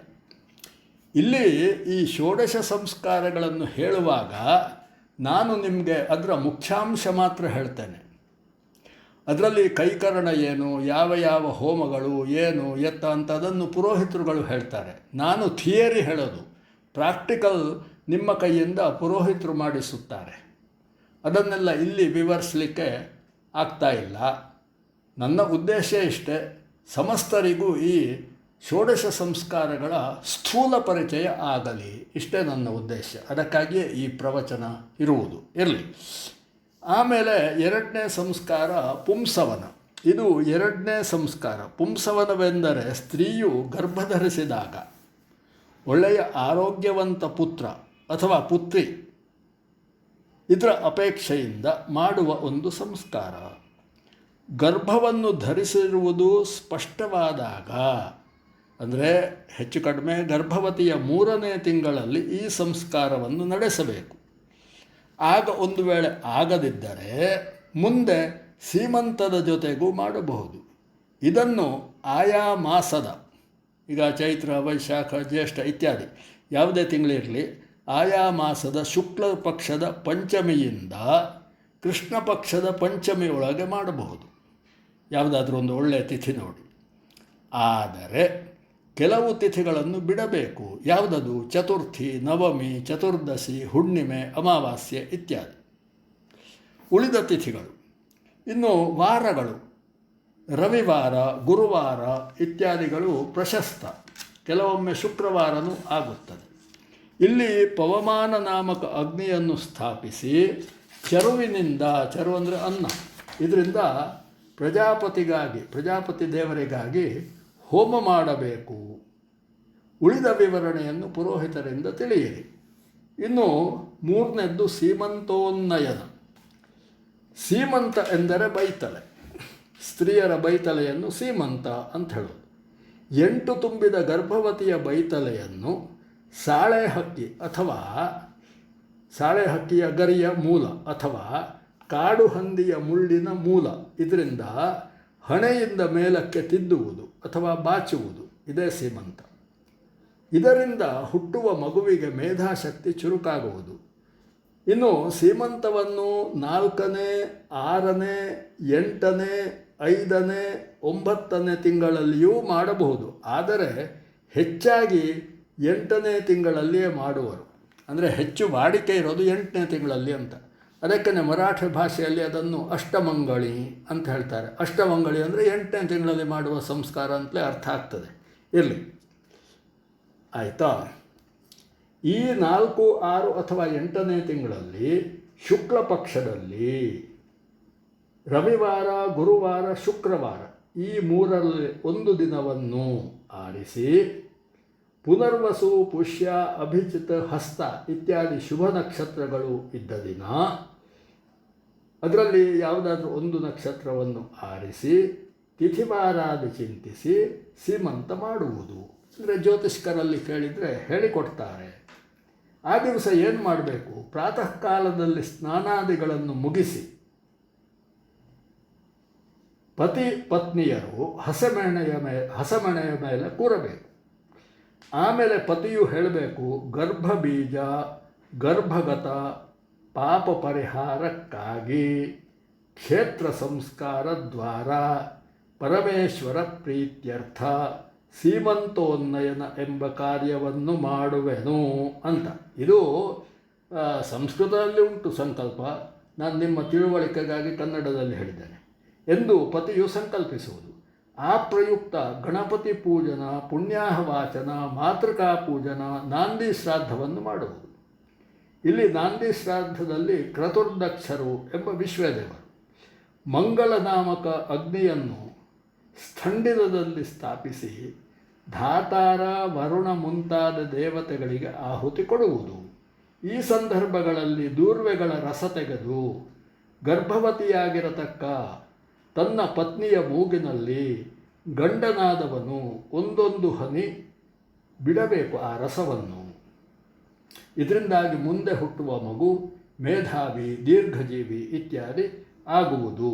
ನಂತರ ಯಜ್ಞದ ಸಮಾಪ್ತಿ, ಬ್ರಾಹ್ಮಣ ಆಶೀರ್ವಾದ, ನಂತರ ಗರ್ಭವತಿಯ ಸೀಮಂತವನ್ನು ಕಾಡು ಹಂದಿ ಅಥವಾ ಸಾಳೆ ಹಕ್ಕಿ ಇದೆ ಉಂಟಲ್ಲ ಅದರ ಗರಿಯ ಮೂಲದಿಂದ ಅಥವಾ ಕಾಡು ಹಂದಿಯ ಮುಳ್ಳಿನ ಮೂಲದಿಂದ, ಅದರ ಜೊತೆಗೆ ಒಂದು ಅತ್ತಿ ಮರದ ಚಿಕ್ಕ ಒಂದು ಕಡ್ಡಿಯನ್ನು ಸೇರಿಸಿಕೊಂಡು ಕೆಳಗಿನಿಂದ ಮೇಲಕ್ಕೆ ಬಾಚಬೇಕು ಅವಳ ಸೀಮಂತವನ್ನು. ನಂತರ ಬಳೆ ತೊಡಿಸಿ ಕುಂಕುಮ ಅರಸಿನ ಹಚ್ಚಿ ಆರತಿ ಎತ್ತಿ ಉಡಿ ತುಂಬಬೇಕು. ಹೂ ಮುಡಿಸಿ ಅವಳ ಬಯಕೆಗಳನ್ನು ಪೂರೈಸಬೇಕು. ಅವಳ ಹತ್ರ ಕೇಳಬೇಕು, ನಿನಗೆ ಏನೇನು ನಮ್ಮ ಆಸೆ ಉಂಟು, ಹಾಗೆ ಹೀಗೆ ಅಂತ. ಅವಳು ಕೇಳಿದ್ದನ್ನೆಲ್ಲ ಕೊಡಬೇಕು. ಆಗ ಅವಳು ಸಂತೃಪ್ತಳಾಗ್ತಾಳೆ. ಮುಂದೆ ಹುಟ್ಟುವ ಮಗುವು ಒಳ್ಳೆಯ ಮಗು ಹುಟ್ಟುತ್ತೆ. ಇದು ವೇದೋಕ್ತವಾದ ಸೀಮಂತೋನ್ನಯನ. ಇದರಿಂದ ಮುಂದೆ ಹುಟ್ಟುವ ಮಗುವು ತೇಜಸ್ವಿ, ಓಜಸ್ವಿ, ಮೇಧಾವಿ ಮತ್ತು ಸಂಸ್ಕಾರವಂತನಾಗಿ ಹುಟ್ಟುವುದು. ಸೀಮಂತ ಎನ್ನುವುದು ಕೇವಲ ಸ್ತ್ರೀಯರಿಂದ ಸಂಪನ್ನವಾಗುವ ಸಂಸ್ಕಾರವಲ್ಲ. ಆದರೆ ನಾನು ಇತ್ತೀಚೆಗೆ ನೋಡ್ತಾ ಇದ್ದೇನೆ, ಸೀಮಂತ ಎಂಬುವುದು ಹೆಂಗಸರ ಕೆಲಸ. ಅಂದರೆ ಉಡಿ ತುಂಬೋದು, ಗರ್ಭವತಿಯನ್ನು ಸಿಂಗರಿಸುವುದು ಇತ್ಯಾದಿ ಇತ್ಯಾದಿ ಅಂತ ಎಲ್ಲವರು ತಿಳ್ಕೊಂಡ ಹಾಗುಂಟು ಎಲ್ಲ ಕಡೆ. ಆದರೆ ಇದು ಹೀಗಲ್ಲ.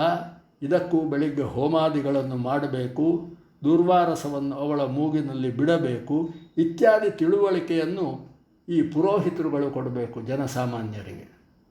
ಜನರಿಗೆ ಪಾಪ ಗೊತ್ತಿರೋದಿಲ್ಲ, ಪುರೋಹಿತರು ಹೇಳಬೇಕು. ಯಾಕಂದರೆ ಈ ಹೊತ್ತಿಗ ಧರ್ಮ ಉಳಿದಿದ್ದರೆ ಅದು ಪುರೋಹಿತರಿಂದ ಮತ್ತು ಮಾನ್ಯ ಮುತ್ತೈದೆಯರಿಂದ. ಹಾಗಿರಬೇಕಾದ್ರೆ ಧರ್ಮದ ಸಂರಕ್ಷಕರಾದಂಥ ಈ ಪುರೋಹಿತ ಮಹನೀಯರು ಇದನ್ನೆಲ್ಲ ಎಲ್ಲವರಿಗೂ ತಿಳಿಯಪಡಿಸಬೇಕು. ಆಗ ಎಲ್ಲವರು ಮಾಡ್ತಾರೆ ಇದನ್ನು, ಆಗಲಿ ಮಾಡೋಣ ಅಂತ. ಈಗ ಹಾಗಲ್ಲ, ಸೀಮಂತದ ದಿವಸ ಗಂಡಸರು ಆ ಕಡೆ ಸುಳಿದಾಡೋದೇ ಇಲ್ಲ, ಅದು ಸ್ತ್ರೀಯರ ಕೆಲಸ ಅಂಥೇಳಿ ಹೀಗೆ ಆಗಿದೆ. ಇದರಿಂದಾಗಿ ಏನಾಗ್ತದೆ, ಒಂದು ಸಂಸ್ಕಾರದ ಒಂದು ವೈಭವ ಉಂಟಲ್ಲ, ಅದರ ಮೂಲ ತಿರುಳು ಉಂಟಲ್ಲ, ಅದು ಲೋಪವಾದ ಹಾಗಾಗ್ತದೆ. ಆದ್ದರಿಂದ ನಂದೊಂದು ನಮ್ರ ಪ್ರಾರ್ಥನೆ, ಪುರೋಹಿತರಾದವರು, ನೀವು ಈ ನನ್ನ ಒಂದು ಪ್ರವಚನ ಕೇಳಿದವರು, ಮುಂದಕ್ಕೆ ನಿಮ್ಮ ಒಂದು ಜನರು ಇರ್ತಾರಲ್ಲ, ನೀವು ಪೌರೋಹಿತ್ಯ ಮಾಡುವ ಅಲ್ಲಿಯ ಯಜಮಾನರುಗಳು, ಅವರುಗಳಿಗೆಲ್ಲ ದಯವಿಟ್ಟು ತಿಳಿಸಬೇಕು ಎಂಬುದಾಗಿ ಹೇಳ್ತಾ ಇದ್ದೇನೆ. ಮುಂದೆ ನೋಡೋಣ. 4ನೆಯದು ಜಾತ ಸಂಸ್ಕಾರ ಅಥವಾ ಜಾತಕರ್ಮ. ಜಾತಕರ್ಮವು ಶಿಶು ಜನಿಸಿದ ಕೂಡಲೇ ತಂದೆಯು ಶಿಶುವಿಗೆ ಮಾಡಬೇಕಾದ ಸಂಸ್ಕಾರ. ಇದು ಷೋಡಶ ಸಂಸ್ಕಾರಗಳಲ್ಲಿ 4ನೆಯದು. ಮಗುವು ಹುಟ್ಟಿ ನಾಳ ಛೇದನಾದಿವರೆಗೆ ತಂದೆಗೆ ಸೂತಕಾದಿಗಳು ಇರುವುದಿಲ್ಲ. ಕೇವಲ ಮೃತಾಶೌಚವಿದ್ದರೆ ಮಾತ್ರ ಆ ಶೌಚದ ಅಂತ್ಯದಲ್ಲಿ ಜಾತಕರ್ಮ ಮಾಡಬೇಕು. ತಂದೆಯಾದವನು ಸ್ನಾನಾಲಂಕಾರಾದಿಯುಕ್ತನಾಗಿ ನಾಳಚ್ಛೇದನ ಆಗದಿದ್ದ, ಇನ್ನೂ ಮೊಲೆಹಾಲನ್ನು ಉಣ್ಣದೆ ಇರುವ ಮತ್ತು ಇನ್ನೊಬ್ಬರಿಂದ ಮುಟ್ಟಲ್ಪಡದ ಶಿಶುವನ್ನು ತಾಯಿಯ ತೊಡೆಯಲ್ಲಿ ಇರುವಂತೆ ಮಾಡಿ, ನಂತರ ಆಚಮನ ದೇಶಕಾಲಾದಿ ಉಚ್ಚರಿಸಿ, ನಂತರ ಅಸ್ಯ ಕುಮಾರಕಸ್ಯ ಗರ್ಭಾಂಬುಪಾತಜನಿತ ದೋಷ ನಿಬರ್ಹಣ ಆಯುರ್ಮೇಧಾದಿವೃದ್ಧಿ ಬೀಜಗರ್ಭ ಸಮುದ್ಭವ ಏನೋ ನಿಬರ್ಹಣದ್ವಾರ ಶ್ರೀಪರಮೇಶ್ವರ ಪ್ರೀತ್ಯರ್ಥಂ ಜಾತಕರ್ಮಂಕರಿಷ್ಯೆ ಅಂತ ಬಾಯಿಂದ ಹೇಳಿ ಸಂಕಲ್ಪ ಮಾಡಬೇಕು. ನಂತರ ಸ್ವಸ್ತಿ ಪುಣ್ಯಾಹವಾಚನ ಮಾತೃಕಾ ಪೂಜನ ಮಾಡಬೇಕು. ಹಿರಣ್ಯದ ಮೂಲಕ ಅಂದರೆ ಹಣದ ಮೂಲಕ ಜಾತಕರ್ಮಾಂಗ ನಾದ್ರಿ ಶ್ರಾದ್ದವನ್ನು ಮಾಡಬೇಕು. ನಂತರ ತನ್ನ ಶಾಖಾನುಸಾರ ಕರ್ಮಗಳನ್ನು ಮಾಡಬೇಕು. ಶಾಖಾನುಸಾರ ಅಂದರೆ ಬೋಧಾಯನ, ಆಶ್ವಲಾಯನ, ಹಿರಣ್ಯಕೇಶಿ, ಆಪಸ್ತಂಭ ಇತ್ಯಾದಿ ಶಾಖೆಗಳು ಉಂಟು. ಬೇರೆ ಬೇರೆ ಬ್ರಾಹ್ಮಣರಲ್ಲಿಯೇ ಬೇರೆ ಬೇರೆ ಶಾಖೆ ಉಂಟು. ಇತರರಿಗಾದರೆ ಆ ಶಾಖಾಭೇದ ಅಂತ ಇಲ್ಲ, ಅದನ್ನು ಬಿಟ್ಟು ಬಿಡೋದು. ಸಾಮಾನ್ಯವಾಗಿ ಸರ್ವೇ ಸಾಮಾನ್ಯ ಒಂದು ಕಾರ್ಯಕ್ರಮವನ್ನು ಮಾಡುವುದು. ನಂತರ ಸುವರ್ಣ, ಗೋವು, ಭೂಮಿ, ರಥ, ಛತ್ರ ಮುಂತಾಗಿ ದಾನಗಳನ್ನು ಮಾಡುವುದು. ಈ ದಾನಗಳನ್ನು ಮಾಡಲಿಕ್ಕೆ ಎಲ್ಲವರಿಂದ ಸಾಧ್ಯ ಇಲ್ಲ. ಅದಕ್ಕಾಗಿ ಅದರ ಬದಲು ಯತ್ಕಿಂಚಿತ್ ಹಣವನ್ನು ಅಂದರೆ ದ್ರವ್ಯವನ್ನು ದಾನವಾಗಿ ಬಿಡುವುದು ಮತ್ತು ಯೋಗ್ಯರಿಗೆ ಕೊಡುವುದು. ಮಗುವಿನ ಮುಖ ನೋಡಿ ನಂತರ ಜೋಯಿಸ್ರಲ್ಲಿಗೆ ಹೋಗಿ ಮಗುವಿನ ಜಾತಕಾದಿಗಳನ್ನು ಮಾಡಿಸುವುದು. ನಂತರ ನಾಳಛೇದನ ಮಾಡುವುದು, ಎದೆಹಾಲು ಉಣ್ಣಿಸುವುದು ಇತ್ಯಾದಿ. ಇದಕ್ಕೆ ಜಾತಕರ್ಮ ಅಂತ ಹೆಸರು. ಇಲ್ಲಿಯೂ ಹೋಮಾದಿಗಳು ಇವೆ. ಪ್ರಬಲ ಎಂಬ ಅಗ್ನಿಯನ್ನು ಸ್ಥಾಪಿಸಿ ನಾಂದಿ ಶ್ರಾದ್ದದ ನಂತರ ಜಾತಕರ್ಮಂ ಕರಿಷ್ಯೆ ಜಾತಕರ್ಮಾಹ್ಯಂ ಹೋಮಂ ಕರಿಷ್ಯೆ ಎಂದು ಸಂಕಲ್ಪಿಸಿ ಅಗ್ನಿಮಿಂದ್ರಂ ಪ್ರಜಾಪತಿಂ ವಿಶ್ವಾನ್ ದೇವಾನ್ ಬ್ರಹ್ಮಾಣಂ ಎಂಬ ಈ ದೇವತೆಗಳನ್ನು ಆಜ್ಯದಿಂದ ಹೋಮಿಸುವುದು. ಅಂದರೆ ಈ ದೇವತೆಗಳಿಗಾಗಿ ತುಪ್ಪದಿಂದ ಹೋಮ ಮಾಡುವುದು. ಆಮೇಲೆ ಜೇನು ಮತ್ತು ತುಪ್ಪ ಬೆರೆಸಿ ಮಗುವಿಗೆ ಪ್ರಾಶನ ಮಾಡಿಸಿ ಅಂದರೆ ಮಗುವಿಗೆ ನೆಕ್ಕಿಸಿ ಶಿಶುವಿನ ತಲೆಯನ್ನು ಮೂಸಿ ಸ್ವಿಷ್ಟಕೃತಾದಿ ಹೋಮಶೇಷಗಳನ್ನು ಮುಗಿಸುವುದು. ಇದನ್ನು ಪುರೋಹಿತರುಗಳು ಕ್ರಮಬದ್ಧವಾಗಿ ಮಾಡಿಸ್ತಾರೆ. ನಾನು ನಿನ್ನೆನೇ ಹೇಳಿದ್ದೇನೆ, ನಂದು ಥಿಯರಿ, ಪ್ರಾಕ್ಟಿಕಲ್ ಆಗಿ ಪುರೋಹಿತರುಗಳು ಮಾಡ್ತಾರೆ, ಮಾಡಿಸುತ್ತಾರೆ ಅಂತ. ಜಾತಕರ್ಮದ ಸಂದರ್ಭದಲ್ಲಿ ಮೇಧಾಜನನ ಎಂಬ ಒಂದು ಚಿಕ್ಕ ಸಂಸ್ಕಾರ ಇದೆ. ಇದನ್ನು ಮಗುವಿನ ಆಯುಷ್ಯ, ಬಲ, ತೇಜ, ಬುದ್ಧಿ ಮುಂತಾದವುಗಳ ವೃದ್ಧಿಗಾಗಿ ಮಾಡುತ್ತಾರೆ. ಜಾತಕರ್ಮ ಮಾಡಿದ ತಂದೆಯು ಮಗುವಿನ ಕಿವಿಯಲ್ಲಿ ಓಂ ಭೂಹು, ಓಂ ಭುವಃ, ಓಂ ಸುವಃ ಎಂಬ ಮಂತ್ರಗಳನ್ನು ಹೇಳಿ ಗಟ್ಟಿ ತುಪ್ಪವನ್ನು ಅಥವಾ ಜೇನನ್ನು ಮಗು ಹುಟ್ಟಿದ ಸ್ಥಳದಲ್ಲಿ ಭೂಮಿಯ ಮೇಲೆ ಕ್ರಮವಾಗಿ ಹಾಕುವುದು. ನಂತರ ಮಗುವಿಗೆ ತಾಯಿಯ ಸ್ತನ್ಯಪಾನ ಮಾಡಿಸುವುದು. ಮೇಧಾಜನನ ಎಂದರೆ ಮಗುವಿನಲ್ಲಿ ಬುದ್ಧಿಶಕ್ತಿ ಆವಿರ್ಭವಿಸಿ ಬೆಳೆಯುವುದು, ಅದಕ್ಕಾಗಿರುವ ಸಂಸ್ಕಾರ. ಇತ್ತೀಚಿನ ದಿನಗಳಲ್ಲಿ ಇದನ್ನು ನಾಮಕರಣದ ಸಂದರ್ಭದಲ್ಲಿ ಮಾಡುತ್ತಾರೆ. ಇನ್ನು ಮಗುವು ಹುಟ್ಟಿ ನಾಮಕರಣದವರೆಗೆ ಕೆಲವು ಉಪಸಂಸ್ಕಾರಗಳು ಉಂಟು. ಅಂದರೆ ಈ ಷೋಡಶ ಸಂಸ್ಕಾರಗಳ ಅಂತರ್ಗತ. ಈಗ ಜಾತಕರ್ಮದ ಅಂತರ್ಗತ ನೋಡಿ, ಉಪಸಂಸ್ಕಾರಗಳು. ಜಾತಕರ್ಮದ ನಂತರ ಮಗುವಿಗೆ 3 ಉಪಸಂಸ್ಕಾರಗಳನ್ನು ಮಾಡುವುದು. ಅವುಗಳಲ್ಲಿ ಮೊದಲನೆಯದು ಷಷ್ಠಿ ಪೂಜೆ, ಮಗು ಹುಟ್ಟಿ 6ನೆಯ ದಿವಸ. ಈ ಪೂಜಾ ಸಂಸ್ಕಾರವನ್ನು ರಾತ್ರಿಯ ಮೊದಲ ಯಾಮದಲ್ಲಿ ಮಾಡುವರು. ಮಗುವಿನ ತಂದೆಯು ಸಂಜೆ ಸ್ನಾನಾದಿಗಳನ್ನು ಮಾಡಿ ಆಚಮನ ಮಾಡಿ ದೇಶಕಾಲಾದಿ ಉಚ್ಚರಿಸಿ, ಅಂದರೆ ಸಂಕಲ್ಪ ಮಾಡಿ ಹೀಗೆ ಹೇಳಬೇಕು ಬಾಯಲ್ಲಿ. ಅಸ್ಯ ಶಿಶೋಹೋ ಸಮಾತೃಕಸ್ಯ ಆಯುರಾರೋಗ್ಯ ಪ್ರಾಪ್ತಿ ಸಕಲಾನಿಷ್ಟ ಶಾಂತಿದ್ವಾರ ಶ್ರೀಪರಮೇಶ್ವರ ಪ್ರೀತ್ಯರ್ಥಂ ವಿಘ್ನೇಶಸ್ಯ ಜನ್ಮದಾನಾಂ ಜೀವಂತ್ಯಪರ ನಾಮ್ನಾಯಃ ಷಷ್ಠೀದೇವ್ಯಾಃ ಶಸ್ತ್ರಗರ್ಭ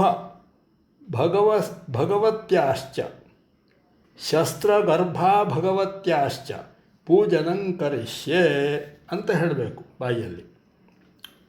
ಆಯಿತಾ? ಇನ್ನೊಮ್ಮೆ ಕೇಳಿಕೊಳ್ಳಿ.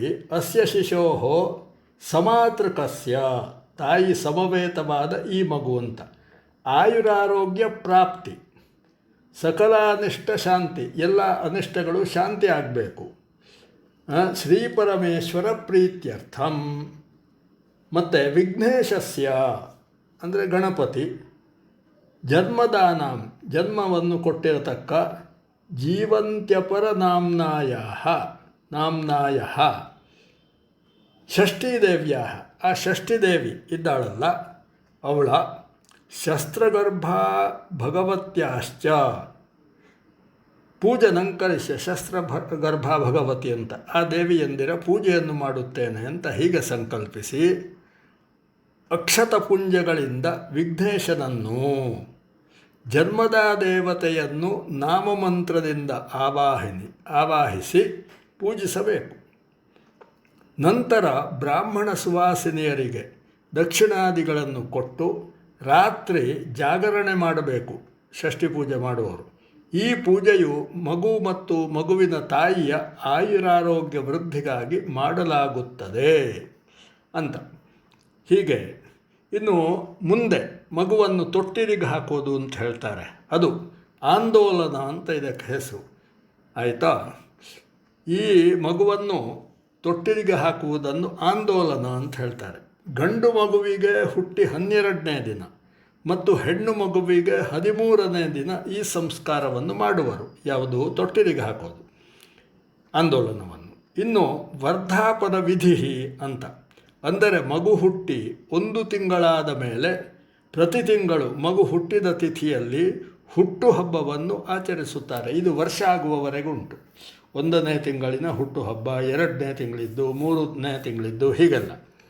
1 ವರ್ಷದ ನಂತರ ವರ್ಷಕ್ಕೊಮ್ಮೆ ಹುಟ್ಟುಹಬ್ಬ ಆಚರಿಸುವುದು.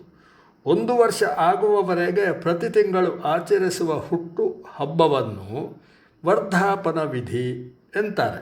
ಮರಾಠಿ ಭಾಷೆಯಲ್ಲಿ ವಡ್ಢವೀಸು ಅಂತ, ಮರಾಠಿಯಲ್ಲಿ ವಡ್ಢವೀಸು, ಮತ್ತು ಕನ್ನಡದಲ್ಲಿ ಆದರೆ ಹುಟ್ಟುಹಬ್ಬ, ಸಂಸ್ಕೃತದಲ್ಲಿ ಆದರೆ ವರ್ಧಾಪನ ವಿಧಿ ಅಂತ ಹೇಳ್ತಾರೆ.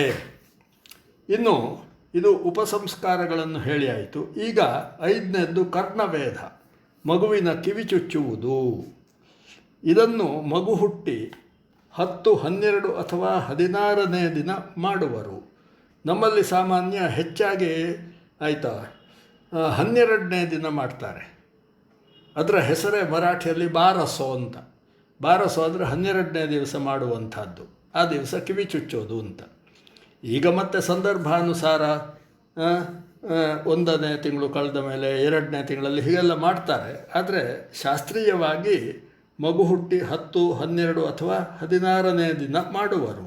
ಈ ಸಂದರ್ಭದಲ್ಲಿ ಆಗದಿದ್ದರೆ 7, 8, 10 ಅಥವಾ 12ನೇ ತಿಂಗಳಲ್ಲಿ ಮಾಡಬಹುದು. ಈಗಲೂ ಆಗದಿದ್ದರೆ 12ನೇ ತಿಂಗಳು ಅಂದರೆ ವರ್ಷ ಆದ ಮೇಲೂ ಆಗದಿದ್ದರೆ 1ನೇ ಅಥವಾ 3ನೇ ವರ್ಷದಲ್ಲಿ ಕಿವಿ ಚುಚ್ಚಬಹುದು. ಕಿವಿ ಚುಚ್ಚುವುದೆಂದರೆ ಮಗುವಿನಲ್ಲಿ ಸೌಂದರ್ಯ ಪ್ರಜ್ಞೆಯ ಬೀಜಾರೋಪಣ ಮಾಡುವುದು. ಕಿವಿಗಳಿಗೆ ಒಳ್ಳೆಯ ಆಭರಣಗಳನ್ನು ಧರಿಸೋದು ಇತ್ಯಾದಿ ಸೌಂದರ್ಯ ಹೆಚ್ಚಿಸುವುದಕ್ಕಾಗಿ. ತಾನು ಸಮಾಜದಲ್ಲಿ ಹೇಗಿರಬೇಕು, ತನ್ನ ನಡೆ ನುಡಿಗಳು ಆಯಿತಾ, ಅಂದರೆ ಬಾಡಿ ಲ್ಯಾಂಗ್ವೇಜ್ ಬೇಕು ಎಂಬ ಜಿಜ್ಞಾಸೆಯನ್ನು ಮಗುವಿನಲ್ಲಿ ಹುಟ್ಟಿಸುವುದಕ್ಕಾಗಿ ಈ ಕರ್ಣವೇಧನ ಎಂಬ ಸಂಸ್ಕಾರ ಇರುವುದು. ಇನ್ನು ಮುಂದಿನ ಸಂಸ್ಕಾರ ನಾಮಕರಣ, ಹೆಸರು, ಐಡೆಂಟಿಟಿ. ಇಲ್ಲಾದರೆ ಅವ ಯಾರು ಅಂತ, ಈಗ ಮನುಷ್ಯರು ಎಲ್ಲವರು ಮನುಷ್ಯರೇ, ಆ ಮನುಷ್ಯರ ಪೈಕಿ ಯಾರು, ರಾಮನೋ, ಭೀಮನೋ, ಸೋಮನೋ, ವೆಂಕನೋ ಏನು ಅಂತ. ಅದಕ್ಕಾಗಿ ನಾಮಕರಣ ಅದು ಮುಖ್ಯವಾದದ್ದು ಜೀವನದಲ್ಲಿ. ನಾಮಕರಣ ಎಂಬುದು ಮಾನವ ಜೀವನದಲ್ಲಿ ಒಂದು ಮುಖ್ಯವಾದ ಘಟ್ಟ. ಸ್ಥೂಲ ಶರೀರವನ್ನು ಪಡೆದ ಅಂತರಾತ್ಮನ ಶರೀರಕ್ಕೆ ಗುರುತು ಕೊಡುವುದು. ಕಸ್ತ್ವಂಕೋಹಂ ಕುತ ಆಯಾತಃ ಎಂಬ ಶಂಕರ ಭಗವತ್ಪಾದರ ವಚನಕ್ಕೆ ಉತ್ತರ ಕೊಡುವಲ್ಲಿ ಪೂರ್ವ ಪೀಠಿಕೆ ಇದು. ಯಾವುದು? ನಾಮಕರಣ. ಕಸ್ತ್ವಂ, ನೀನು ಯಾರು, ಆಯಿತಾ. ಕೋಹಂ, ನಿನಗೆ ಪ್ರಶ್ನೆ ಕೇಳಿದ ನಾನು ಯಾರು. ಮತ್ತು ಕುತ ಆಯಾತಃ, ನೀನು ಎಲ್ಲಿಂದ ಬಂದವ, ನಾನು ಎಲ್ಲಿಂದ ಬಂದವ ಇತ್ಯಾದಿ ವಿಮರ್ಶೆ, ಆಯಿತಾ. ಆತ್ಮಪರಿಚಯ ಮತ್ತು ಪ್ರಪಂಚಕ್ಕೆ ತನ್ನ ಪರಿಚಯ ನಾಮಕರಣದಿಂದಲೇ ಸಾಧ್ಯ. ಜನಿಸಿದ ಶಿಶುವಿಗೆ 10 ದಿನ ಕಳೆದು 11ನೆಯ ಅಥವಾ 12ನೇ ದಿನ ನಾಮಕರಣ ಮಾಡಬೇಕು. ಸಾಮಾನ್ಯವಾಗಿ 12ನೇ ದಿನವೇ ಮಾಡುವರು. ಮರಾಠಿ ಭಾಷೆಯಲ್ಲಿ ಇದನ್ನು ಬಾರಸೋ ಎನ್ನುತ್ತಾರೆ. ಬಾರಸೋ ಎಂದರೆ 12ನೇ ದಿನ ಮಗುವಿಗೆ ಮಾಡುವ ಸಂಸ್ಕಾರ. ಏಕಾದಶೆ ದ್ವಾದಶೇ ವಾ ಅಹನಿ ಪಿತಾ ನಾಮ ಕುರ್ಯಾತ್ ಇತಿ ಶ್ರುತಿ. ಹೀಗೆ ತಂದೆಯಾದವನು ಹೆಸರು ಹಾಕಬೇಕು ಮಗುವಿಗೆ ಎಂಬುದು ಶ್ರುತಿ, ಆಯಿತಾ. ಅರ್ಥವಿಲ್ಲದ, ಅಪ್ರಶಸ್ತವಾದ, ಅಪಶಬ್ದಗಳಿಂದ ಕೂಡಿದ, ಜುಗುಪ್ಸಾವಹವಾದ ಹೆಸರುಗಳನ್ನು ಇಡಕೂಡದು, ಆಯಿತಾ. ಹಾಗೆ ಈಗ ಏನೇನೋ ಹೆಸರು ಇಡ್ತಾರೆ, ಆಯಿತಾ. ಒಬ್ಬರ ಹೆಸರು ಹಾಮ್ ಅಂತ ಇಟ್ಟಿದ್ರು, ಇನ್ನೊಬ್ಬರ ಹೆಸರು ಹೂಮ್ ಅಂತ. ಅಂದರೆ ಬೇರೆ ಹೆಸರು ಇರುತ್ತೆ, ಏನೇನೋ ಹೆಸರು ಇಡೋದು, ಅದಕ್ಕೊಂದು ಅರ್ಥ ಇಲ್ಲ, ಏನಿಲ್ಲ, ಆಯಿತಾ. ಪ್ರಾಚೀನ ಕಾಲದಲ್ಲಿ ಬ್ರಾಹ್ಮಣನಿಗೆ ಹೆಸರಿನ ಮುಂದೆ ಶರ್ಮ, ಕ್ಷತ್ರಿಯರಿಗೆ ವರ್ಮ, ವೈಶ್ಯರಿಗೆ ಗುಪ್ತ ಮತ್ತು ಶೂದ್ರರಿಗೆ ದಾಸ ಎಂಬ ಪದಗಳನ್ನು ಹೆಸರಿನ ಮುಂದೆ ಜೋಡಿಸುತ್ತಿದ್ದರು. ಹೆಸರು ಇಡುವಾಗ ದೇವತಾನಾಮ ಮತ್ತು ಅದು ಮಗು ಹುಟ್ಟಿದ ತಿಂಗಳ ನಾಮ, ಮಾಸನಾಮ, ನಕ್ಷತ್ರನಾಮ ಮತ್ತು ವ್ಯಾವಹಾರಿಕ ನಾಮ, ಹೀಗೆ 4 ವಿಧವಾಗಿ ಹೆಸರುಗಳನ್ನು ಇಡುತ್ತಿದ್ದರು ಒಂದು ಮಗುವಿಗೆ, ಆಯಿತಾ. ಈ ನಾಮಕರಣ ಸಂಸ್ಕಾರಕ್ಕೂ ಸ್ವಸ್ತಿ, ಪುಣ್ಯಾಹವಾಚನ, ನಾಂದಿ ಮುಂತಾದ ವಿಧಿವಿಧಾನಗಳಿವೆ. ಮತ್ತು ಪಾರ್ಥಿವ ಎಂಬ ಅಗ್ನಿಯನ್ನು ಪ್ರತಿಷ್ಠಾಪಿಸಿ ಹೋಮಾದಿಗಳನ್ನು ಮಾಡಬೇಕು, ಆಯಿತಾ. ಷೋಡಶ ಸಂಸ್ಕಾರಗಳಲ್ಲಿ ಹೋಮವಿಲ್ಲದೆ ಯಾವುದೇ ಸಂಸ್ಕಾರ ಇಲ್ಲ. ಇನ್ನು 6ನೇದ್ದು ಉಪನಿಷ್ಕ್ರಮಣ ಎಂದರೆ ಹೊರಗೆ ಹೋಗುವುದು. ಹುಟ್ಟಿದ ಮಗುವನ್ನು 4ನೇ ತಿಂಗಳಲ್ಲಿ ಮನೆಯಿಂದ ಹೊರಗೆ ಕರೆತರುವುದು. ಸ್ಥೂಲ ಶರೀರಿ ಮಾನವನಿಗೆ ಪ್ರಪಂಚದ ಅಂದರೆ ತನ್ನ ಸುತ್ತಮುತ್ತಲ ಜ್ಞಾನ ಬೇಕು. ಮನುಷ್ಯ ಸಮಾಜ ಜೀವಿ. ಈ ಸಮಾಜ ಜೀವನದ ಪ್ರಾರಂಭವೂ ಉಪನಿಷ್ಕ್ರಮಣದಿಂದ ಅಂದರೆ ಹೊರಗೆ ಹೋಗುವುದರಿಂದ ಪ್ರಾರಂಭವಾಗುವುದು. ಈ ಉಪನಿಷ್ಕ್ರಮಣಕ್ಕೆ ನಾಂದಿ ಪುಣ್ಯಾಹವಾಚನಗಳಿವೆ, ಆದರೆ ಹೋಮವು ಇಲ್ಲ. 7ನೇಯದು ಅನ್ನಪ್ರಾಶನ. ಮಗುವಿಗೆ ಶಾಸ್ತ್ರೋಕ್ತ ರೀತಿಯಲ್ಲಿ ಮೊಟ್ಟಮೊದಲು ಅನ್ನವನ್ನು ಉಣಿಸುವುದೇ ಅನ್ನಪ್ರಾಶನ. ಮಕ್ಕಳಿಗೆ 6 ಅಥವಾ 8ನೇ ತಿಂಗಳಲ್ಲಿ ಅನ್ನಪ್ರಾಶನ ಮಾಡಿಸಬೇಕು. ಅನ್ನಪ್ರಾಶನದಲ್ಲಿಯೂ ಸ್ವಸ್ತಿ, ಪುಣ್ಯಾಹವಾಚನ, ನಾಂದಿ ಮುಂತಾದ ವಿಧಿವಿಧಾನಗಳಿವೆ. ಮಗುವಿನ ಆಯುರಾರೋಗ್ಯ ವೃದ್ಧಿಗಾಗಿ ಶುಚಿ ಎಂಬ ಅಗ್ನಿಯನ್ನು ಸ್ಥಾಪಿಸಿ ಹೋಮಾದಿಗಳನ್ನು ಮಾಡಬೇಕು. ಕ್ರಮವಾಗಿ ಸ್ವಸ್ತಿ ಪುಣ್ಯಾಹವಾಚನ ಇತ್ಯಾದಿ ಆದ ಮೇಲೆ ವಿಷ್ಣು, ಶಿವ, ಚಂದ್ರ, ಸೂರ್ಯ, ದಿಕ್ಪಾಲಕರು, ಭೂಮಿ, ದಿಕ್ಕುಗಳು, ಬ್ರಾಹ್ಮಣರು ಇವರನ್ನು ಪೂಜಿಸಿ, ತಾಯಿಯು ಮಗುವನ್ನು ತೊಡೆಯಲ್ಲಿ ಕೂರಿಸಿಕೊಂಡು ಬಂಗಾರ ಅಥವಾ ಕಂಚಿನ ಪಾತ್ರೆಯಲ್ಲಿ ಮೊಸರು, ಜೇನುತುಪ್ಪ ಇವುಗಳಿಂದ ಕೂಡಿದ ಪಾಯಸವನ್ನು ಕೈಯಲ್ಲಿ ಬಂಗಾರವನ್ನಿಟ್ಟುಕೊಂಡು ಬಂಗಾರವನ್ನು ಪಾಯಸದಲ್ಲಿ ಮುಳುಗಿಸಿ ಇಟ್ಟುಕೊಳ್ಳಬೇಕು. ಮಗುವಿಗೆ ತಿನ್ನಿಸಬೇಕು. ಚಿನ್ನವನ್ನು ಜೇನಿನ ಜೊತೆಗೆ ತೇಯ್ದು ನೆಕ್ಕಿಸುವುದು ಇದೆ. ಅನ್ನಪ್ರಾಶನ ನಂತರ ಶಿಶುವಿನ ಮುಂದುಗಡೆಯಲ್ಲಿ ಅನೇಕ ಶಿಲ್ಪ ವಸ್ತುಗಳು, ಶಸ್ತ್ರ, ವಸ್ತ್ರ, ಪುಸ್ತಕಾದಿಗಳನ್ನು ಇಡುತ್ತಾರೆ. ಯಾವಾಗ? ಅನ್ನಪ್ರಾಶನದ ದಿವಸ. ಅವುಗಳಲ್ಲಿ ಶಿಶುವು ಯಾವ ವಸ್ತುವನ್ನು ಮೊದಲು ಮುಟ್ಟುವುದೋ ಆ ವಸ್ತುವಿನ ಮೂಲಕ ಅದು ಮುಂದೆ ಜೀವಿಸುವುದು ಅಥವಾ ಜೀವನದಲ್ಲಿ ಕೀರ್ತಿಯನ್ನು ಪಡೆಯುವುದು ಅಥವಾ ಆ ವಸ್ತುವಿನ ಕುರಿತು ಅದಕ್ಕೆ ಹೆಚ್ಚಿನ ಆಸಕ್ತಿ ಇರುವುದು ಅಂತ ಅರ್ಥೈಸಲಾಗುತ್ತದೆ. ಈ ರೀತಿ ಅನ್ನಪ್ರಾಶನವು ಮಾನವ ಜೀವನದಲ್ಲಿ ಮುಖ್ಯವಾದ ಘಟ್ಟ. ಶಿಶುತ್ವದಿಂದ ಪ್ರಾರಂಭಿಸಿ ವೃದ್ಧಾಪ್ಯದವರೆಗೆ ಮಾನವ ಜೀವನವು 5 ಕೋಶಗಳಿಂದಾಗಿ ಸಾಗುತ್ತದೆ. ಅವು ಅನ್ನಮಯ ಕೋಶ, ಮಗು ಚಿಕ್ಕದಿರುವಾಗ ಅದಕ್ಕೆ ಆಗ ಅನ್ನದ್ದು ಮಾತ್ರ ಚಿಂತೆ. ಆಮೇಲೆ ಸ್ವಲ್ಪ ದೊಡ್ಡದಾದಾಗ ಪ್ರಾಣಮಯ ಕೋಶ, ಪ್ರಾಣಮಯ ಅಂದರೆ ತನ್ನ ಪ್ರಾಣಗಳ ರಕ್ಷಣೆ ಇತ್ಯಾದಿ. ಮಗು ತಾಯಿಯನ್ನು ಬಿಟ್ಟು ಬೇರೆಯವರು ಅದನ್ನು ಎತ್ತಿಕೊಳ್ಳಿಕ್ಕೆ ಬಂದಾಗ ಅಳ್ಳಿಕ್ಕೆ ಶುರು ಮಾಡ್ತದೆ. ಯಾಕೆ? ಅದಕ್ಕೆ ಭಯ. ಆಯಿತಾ? ಪ್ರಾಣ ರಕ್ಷಣೆ. ಮತ್ತು ಮನೋಮಯ ಕೋಶ, ಇನ್ನೂ ಸ್ವಲ್ಪ ದೊಡ್ಡದಾದಾಗ ಅದು ಚಿಂತಿಸತೊಡಗುತ್ತದೆ. ತಾನು ಹೇಗೆ, ತಾನು ಇನ್ನೊಬ್ಬರ ಹಾಗೆ ಇರಬೇಕು ಇತ್ಯಾದಿಯಾಗಿ ಮನೋಮಯ ಕೋಶ. ಮತ್ತು ವಿಜ್ಞಾನಮಯ ಕೋಶ ಅಂದರೆ ವಿಮರ್ಶೆ ಮಾಡುವುದು. ತಾನು ಇತರರಂತಾಗಬೇಕಾದ್ರೆ ಏನು ಮಾಡಬೇಕು, ಅಥವಾ ತಾನು ಇತರರಿಂದ ಉತ್ತಮನಾಗಬೇಕಾದ್ರೆ ಏನು ಮಾಡಬೇಕು ಇತ್ಯಾದಿ ವೈಜ್ಞಾನಿಕವಾಗಿ ಅಂದರೆ ವಿಮರ್ಶಾತ್ಮಕವಾಗಿ ಚಿಂತಿಸುವುದು. ಆ ಜ್ಞಾನ ಬರುತ್ತೆ. ಅದಕ್ಕೆ ಅದನ್ನು ವಿಜ್ಞಾನಮಯ ಕೋಶ. ಮತ್ತು ಕೊನೆಗೆ ಆನಂದಮಯ ಕೋಶ ಅಂತ. ಆನಂದಮಯ ಕೋಶದ ಚಿಂತನೆ ಮಾಡುವವರು ದೊಡ್ಡ ದೊಡ್ಡ ಯೋಗಿಗಳು ಮಾತ್ರ. ಹೆಚ್ಚಿನವರ ಜೀವನದ ಒಂದು ಗುರಿ ವಿಜ್ಞಾನಮಯ ಕೋಶಕ್ಕೇ ಸೀಮಿತವಾಗಿರುತ್ತದೆ. ಆನಂದಮಯ ಕೋಶದ ಕಡೆಗೆ ಚಿಂತನೆ ಮಾಡುವವರು ಕಡಿಮೆ. ಈ ಕೋಶಗಳು ಒಂದರ ಒಳಗೆ ಇನ್ನೊಂದು ಹೀಗೆ ಒಳಗೆ ಹೋದಂತೆಲ್ಲ ಈ ಕೋಶಗಳ ಅನುಭವ ನಮಗೆ ಆಗ್ತಾ ಹೋಗೋದು. ಹೀಗೆ ಮಗು ಅನ್ನಮಯ ಕೋಶದಲ್ಲಿರುವಾಗ ಪರಿಪುಷ್ಟವಾದರೆ ಅದಕ್ಕೆ ಪ್ರಾಣ ರಕ್ಷಣಾದಿ ಸಾಮರ್ಥ್ಯ ಒದಗಿ ಬರುವುದು. ಅನ್ನೇನ ಬಲಂ, ಅನ್ನದಿಲ್ಲೇ ಬಲಪ್ರಾಪ್ತಿ, ಆಗಲೇ ಪ್ರಾಣ ರಕ್ಷಣೆ ಮಾಡುವುದು. ಮತ್ತು ಮನಸ್ಸು ಕೂಡ ಆಯಿತಾ, ಸ್ವಸ್ಥವಾದ ಶರೀರದಲ್ಲಿ ಸ್ವಸ್ಥವಾದ ಮನಸ್ಸು ಇರುತ್ತೆ. ಆಯಿತು. ತನ್ ಉಜಲ ಅಥವಾ ಮನ್ ಉಜಲ ಅಂತ ಹಿಂದಿಯಲ್ಲಿ ಒಂದು ಗಾದೆ ಉಂಟು. ಹಾಗೆ ವಿಜ್ಞಾನ ಆನಂದಮಯ ಕೋಶಗಳಿಗೆ ಮುಂದೆ ಸಾಗುವುದು ಅಂತ ಹೀಗೆ ಇದರ ಒಂದು ಅರ್ಥ. ಆದ್ದರಿಂದ ಈ ಸಂಗತಿಗಳೆಲ್ಲ ಅನ್ನಪ್ರಾಶನ ಎಂಬ ಸಂಸ್ಕಾರದಲ್ಲಿ ಬರುತ್ತವೆ. ಮುಂದೆ ಚೂಡಾಕರ್ಮ. ಈ ಸಂಸ್ಕಾರವು ಮನುಷ್ಯನಿಗೆ ಶಿಸ್ತು, ಸೌಂದರ್ಯ, ಅನ್ಯರಿಗೆ ಅಸಹ್ಯವಾಗದಿರುವಿಕೆ ಮತ್ತು ತಿಳುವಳಿಕೆ, ಸಮಾಜದಲ್ಲಿ ಸಭ್ಯ ಆಕರ್ಷಕ ವೇಷಭೂಷಣಗಳಿಂದ ಇರುವಿಕೆ ಈ ಪ್ರಜ್ಞೆಯತ್ರ ಪ್ರೇರೇಪಿಸುತ್ತದೆ.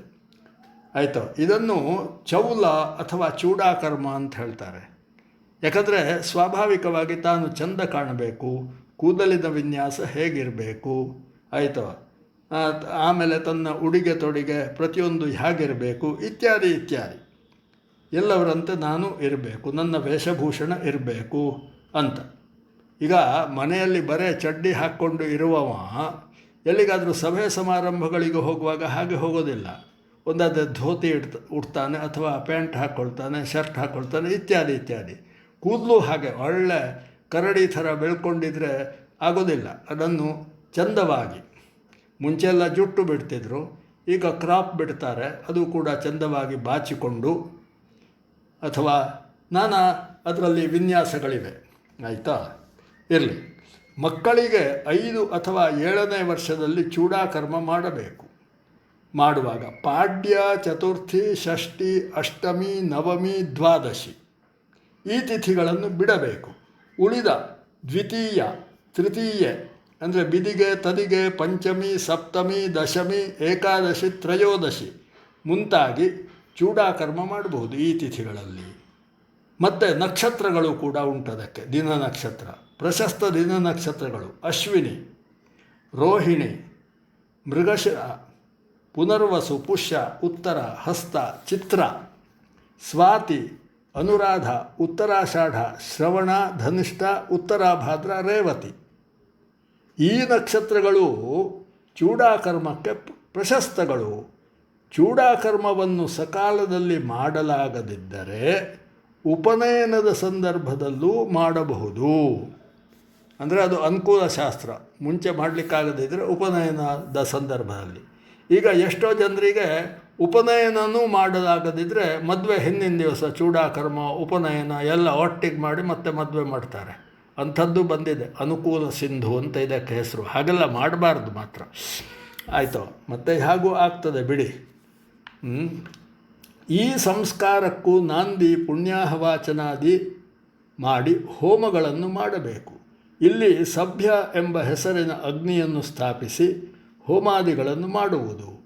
ಕಲಿಯುಗದಲ್ಲಿ ದೇವತೆಗಳು ಅಗ್ನಿಮುಖರು. ಹಿಂದಿನ ಯುಗಗಳಲ್ಲಿ ದೇವತೆಗಳು ಪ್ರತ್ಯಕ್ಷ ಬರ್ತಿದ್ದರು ನಮ್ಮ ಎದುರು ಹವಿಸ್ಸು ತಗೊಳ್ಳಿಕ್ಕೆ. ಈ ಕಲಿಯುಗದಲ್ಲಿ ಹಾಗಲ್ಲ, ದೇವರುಗಳು ಕಾಣಿಸಿಕೊಳ್ಳೋದಿಲ್ಲ. ಹಾಗಾಗಿ ಅವರು ಅಗ್ನಿಮುಖರು. ಅಗ್ನಿಯಲ್ಲಿ ಹೋಮಾದಿಗಳನ್ನು ಮಾಡಿದರೇನೆ ಅವರಿಗೆ ತೃಪ್ತಿ. ಯಾಕಂದರೆ ವೇದದ ಪ್ರಾರಂಭವೇ ಹೀಗಿದೆ: ಅಗ್ನಿಮಿ ಈಳೆ ಪುರೋಹಿತಂ. ಅಗ್ನಿಯೇ ಈ ಭೂಮಿಗೆ ಪುರೋಹಿತ. ಪುರೋಹಿತ ಅಂದರೆ ನಮ್ಮ ಪುರೋಭಿವೃದ್ಧಿಯನ್ನು ಬಯಸುವಂಥ ವ್ಯಕ್ತಿ.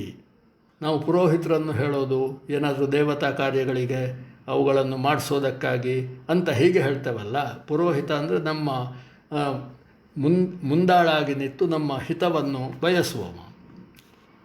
ಇದು ಋಗ್ವೇದದಲ್ಲಿ ಹೇಳಿದೆ. ಅಗ್ನಿಂದೂತಂ ವೃಣೀಮಹೇ ಅಗ್ನಿಮುಖ ವೈ ದೇವಾ. ಹೀಗೆಲ್ಲ ವೇದಗಳಲ್ಲಿ ಹೇಳಿದ್ದಾರೆ. ಚೂಡ ಎಂದರೆ ಜುಟ್ಟು.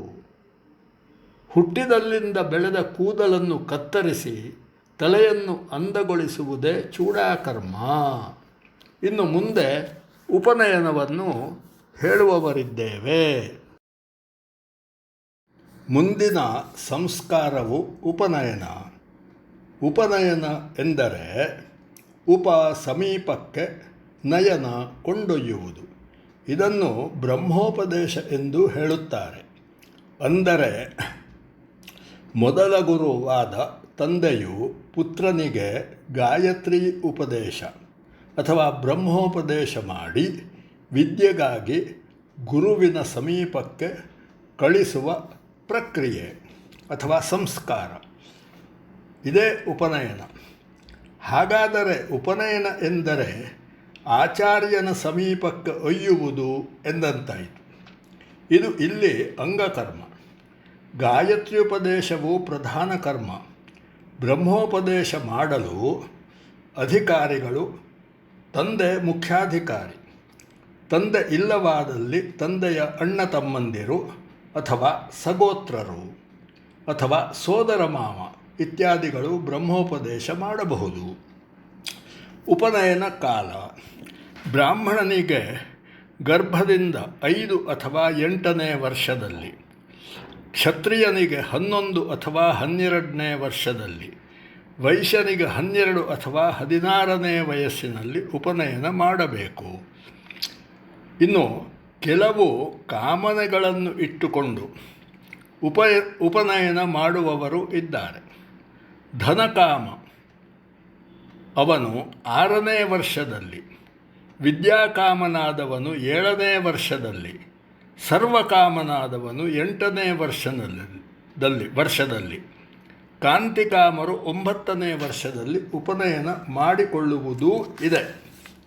ಇನ್ನು ಉಪನಯನದಲ್ಲಿ ಮುಖ್ಯವಾಗಿ ಉಪನೀತವಟು ಎಂಬುದರ ಒಂದು ಚಿಹ್ನೆ ಅದು ಯಜ್ಞೋಪವೀತ. ಯಜ್ಞೋಪವೀತ ಅಂದರೆ ಜನಿವಾರ. ಬ್ರಾಹ್ಮಣನು ಹತ್ತಿಯ ನೂಲಿನ ಜನಿವಾರ ಧರಿಸುವುದು. ಕ್ಷತ್ರಿಯನು ಸೆಣಬಿನ ಜನಿವಾರ, ಸೆಣಬಿನ ನೂಲಿನ ಜನಿವಾರ. ಮತ್ತು ವೈಶ್ಯನು ಉಣ್ಣೆಯ ಜನಿವಾರವನ್ನು ತೊಡಬೇಕು. ಇನ್ನು ಉಪನಯನದಲ್ಲಿ ಸೊಂಟಕ್ಕೆ ಮೌಂಜಿ ಬಂಧ ಮಾಡ್ತಾರೆ. ಮೌಂಜಿ ಎಂದರೆ ಉಡಿದಾರ. ಬ್ರಾಹ್ಮಣರು 3 ಎಳೆಗಳುಳ್ಳ ಮುಂಜ ಎಂಬ ಹುಲ್ಲಿನ ಮೌಂಜಿಯನ್ನು, ಕ್ಷತ್ರಿಯನು ದೂರ್ವೆ ಅಂದರೆ ಗರಿಕೆ ಅದರ ಮೌಂಜಿಯನ್ನು, ವೈಶ್ಯನು ಸೆಣಬಿನ ಮೌಂಜಿಯನ್ನು ಧರಿಸಬೇಕು. ಮೌಂಜಿ ಅಂದರೆ ಉಡಿದಾರ, ಅದನ್ನು ಧರಿಸಬೇಕು. ಇನ್ನು ಉಪನೀತನಾದ ವಟುವಿನ ಕೈಯಲ್ಲಿ ದಂಡವಿರುತ್ತದೆ. ಆ ದಂಡ ಅಂದರೆ ಜನಿವಾರ, ಮೌಂಜಿ ಆದ ಮೇಲೆ ದಂಡ, ಇದು 3ನೆಯ ಚಿಹ್ನೆ ಒಬ್ಬ ಉಪನೀತ ವಟುವಿಗೆ. ಅದು ಬ್ರಾಹ್ಮಣನು ಬಿಲ್ವ ಅಥವಾ ಮುತ್ತುಗದ ದಂಡವನ್ನು, ಕ್ಷತ್ರಿಯನು ಆಲ ಅಥವಾ ಖದಿರದ ದಂಡವನ್ನು, ವೈಶ್ಯನು ಅಕ್ರೋಡ ಅಥವಾ ಅತ್ತಿಯ ದಂಡವನ್ನು ಧರಿಸಬೇಕು. ಬ್ರಾಹ್ಮಣನು ಹಿಡಿದ ದಂಡವು ಅವನ ತಲೆಯ ಕೂದಲಿನವರೆಗೆ ಇರಬೇಕು. ಕ್ಷತ್ರಿಯನು ಧರಿಸಿದ ದಂಡವು ಹಣೆಯವರೆಗೆ ಹಾಗೂ ವೈಶ್ಯ ಧರಿಸಿದ ದಂಡವು ಅವನ ಮೂಗಿನವರೆಗೆ ಇರಬೇಕು ಎಂಬುದಾಗಿ ಸ್ಮೃತಿಗಳಲ್ಲಿ, ಮನುಸ್ಮೃತಿ ಇತ್ಯಾದಿ ಹೇಳಿದ್ದಾರೆ. ಉಪನಯನ ಪೂರ್ವದಲ್ಲಿ ಉಪನಯನ ಮಾಡುವವರು ಸ್ಥಂಡಿಲಾದಿ ತಯಾರಿಸಿ ಸ್ವಸ್ತಿ, ಪುಣ್ಯಾಹ, ನಾಂದಿ, ಶ್ರಾದ್ದ ಇತ್ಯಾದಿಗಳನ್ನು ಮಾಡಬೇಕು. ನಂತರ ಯಜ್ಞಕುಂಡದಲ್ಲಿ ಸಮುದ್ಭವ ಎಂಬ ಅಗ್ನಿಯನ್ನು ಸ್ಥಾಪಿಸಿ ಆಚಾರ್ಯರ ಮಾರ್ಗದರ್ಶನದಂತೆ ಉಪನಯನದ ಆರಂಭಭೂತ ಹೋಮಗಳನ್ನು ಮಾಡಬೇಕು.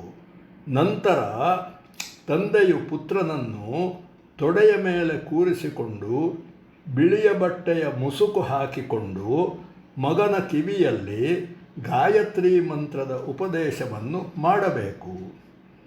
ಗಾಯತ್ರಿ ಉಪದೇಶ ಮಾಡುವಾಗ ಮುಸುಕು ಹಾಕಲು ಕಾರಣವಿದೆ. ಏಕೆಂದರೆ ಮಂತ್ರ ಎಂಬ ಶಬ್ದಕ್ಕೆ ರಹಸ್ಯ ಭಾಷಣ ಎಂದರ್ಥ. ಉಪದೇಶ ಅಂದರೆ ಅತಿ ಸಮೀಪ ಕೂರಿಸಿ ಬೋಧಿಸುವುದು.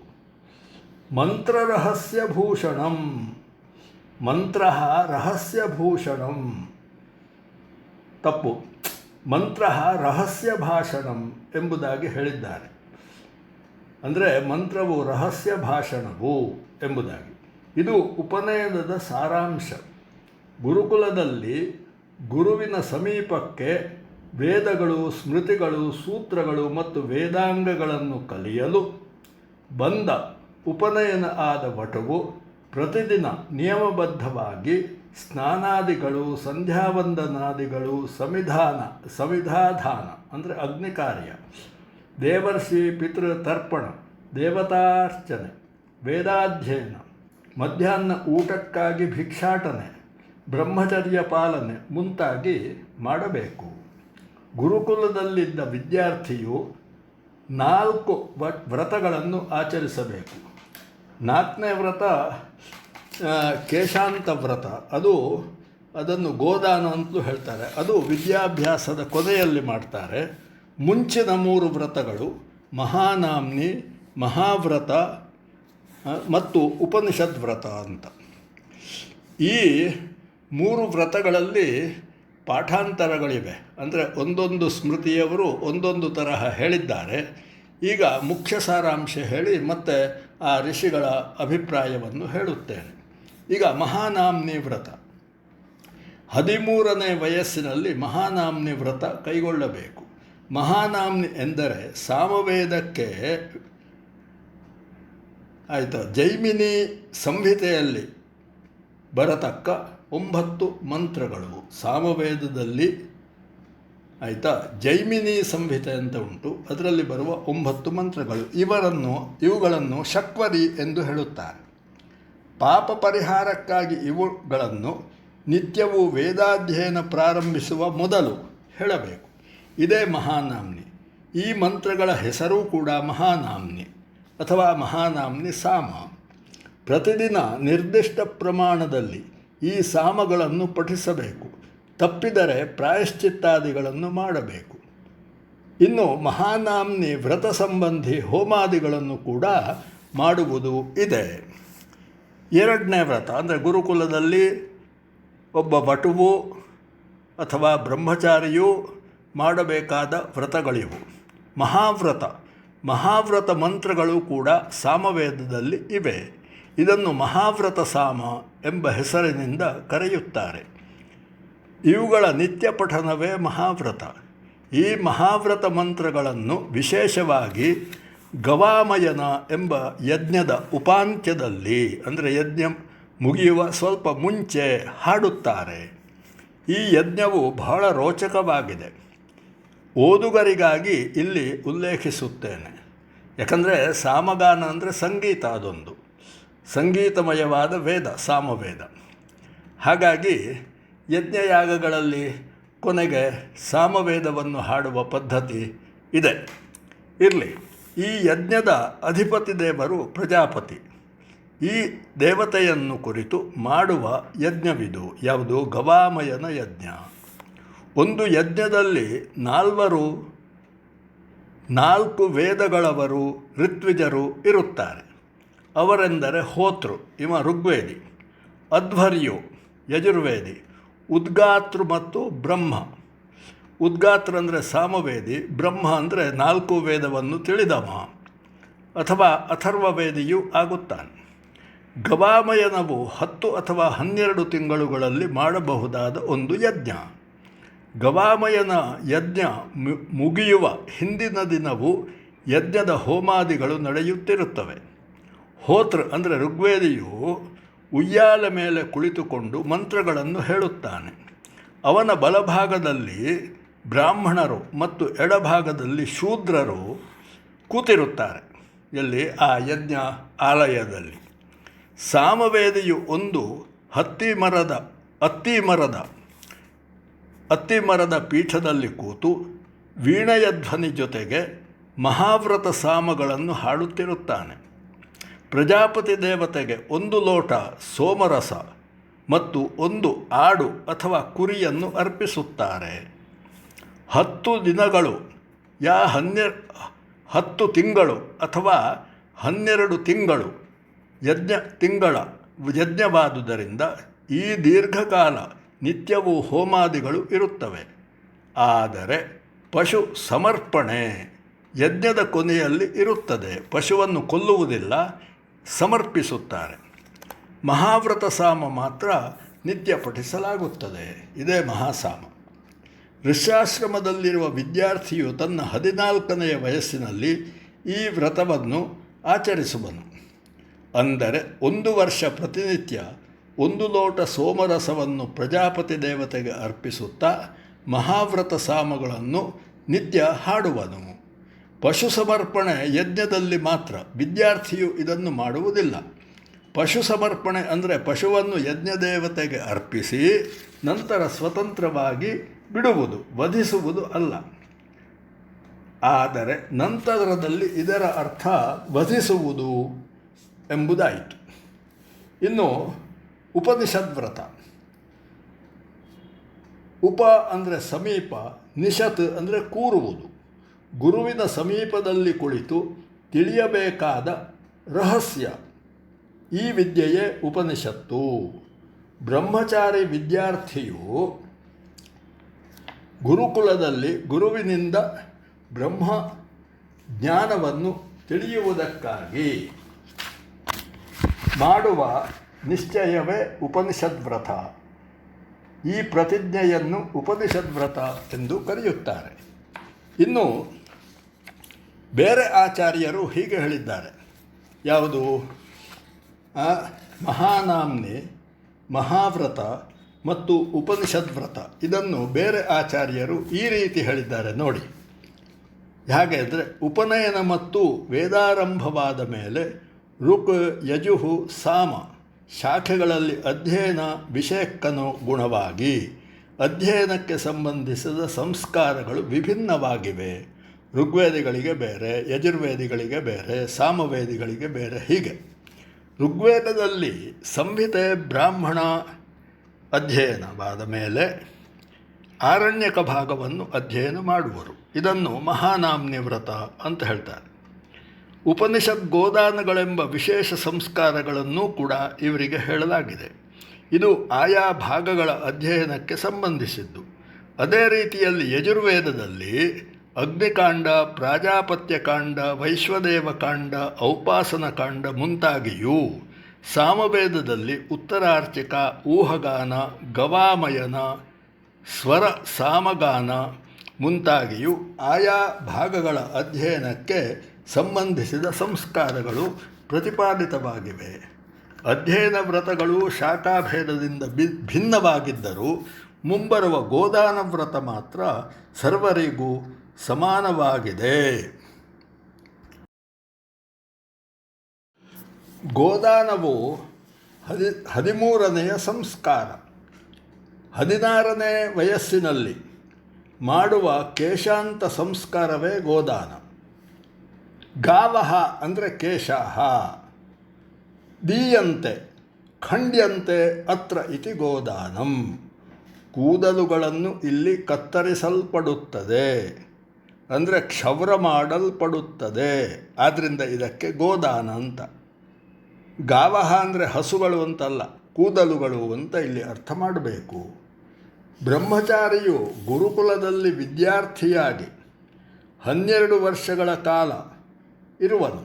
ಈ ಸಮಯದಲ್ಲಿ ಅವನು ದೀಕ್ಷಾಬದ್ಧನಾಗಿರುತ್ತಾನೆ. ಕೇಶಮುಂಡನ ಮಾಡುವುದಿಲ್ಲ. ವಿದ್ಯಾಭ್ಯಾಸ ಮುಗಿಯುವ ಹಂತದಲ್ಲಿ ಕ್ಷೌರ ಮಾಡಿಸುತ್ತಾನೆ ಎಂಬುದಾಗಿ ಇದೆ.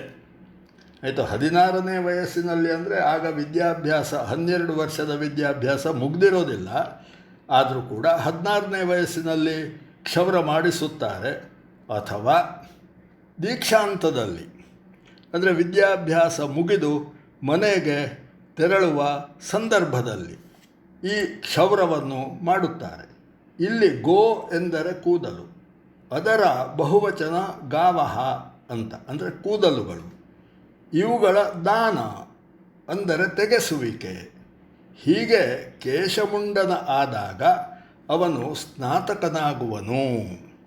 ಸ್ನಾತಕ ಆಯಿತಾ. ಈಗಲೂ ಕೂಡ ಉಂಟು. MA ಇತ್ಯಾದಿ ಪರೀಕ್ಷೆಗಳು ಆದ ಮೇಲೆ ಸ್ನಾತಕನಾಗುತ್ತಾನೆ ಅವ.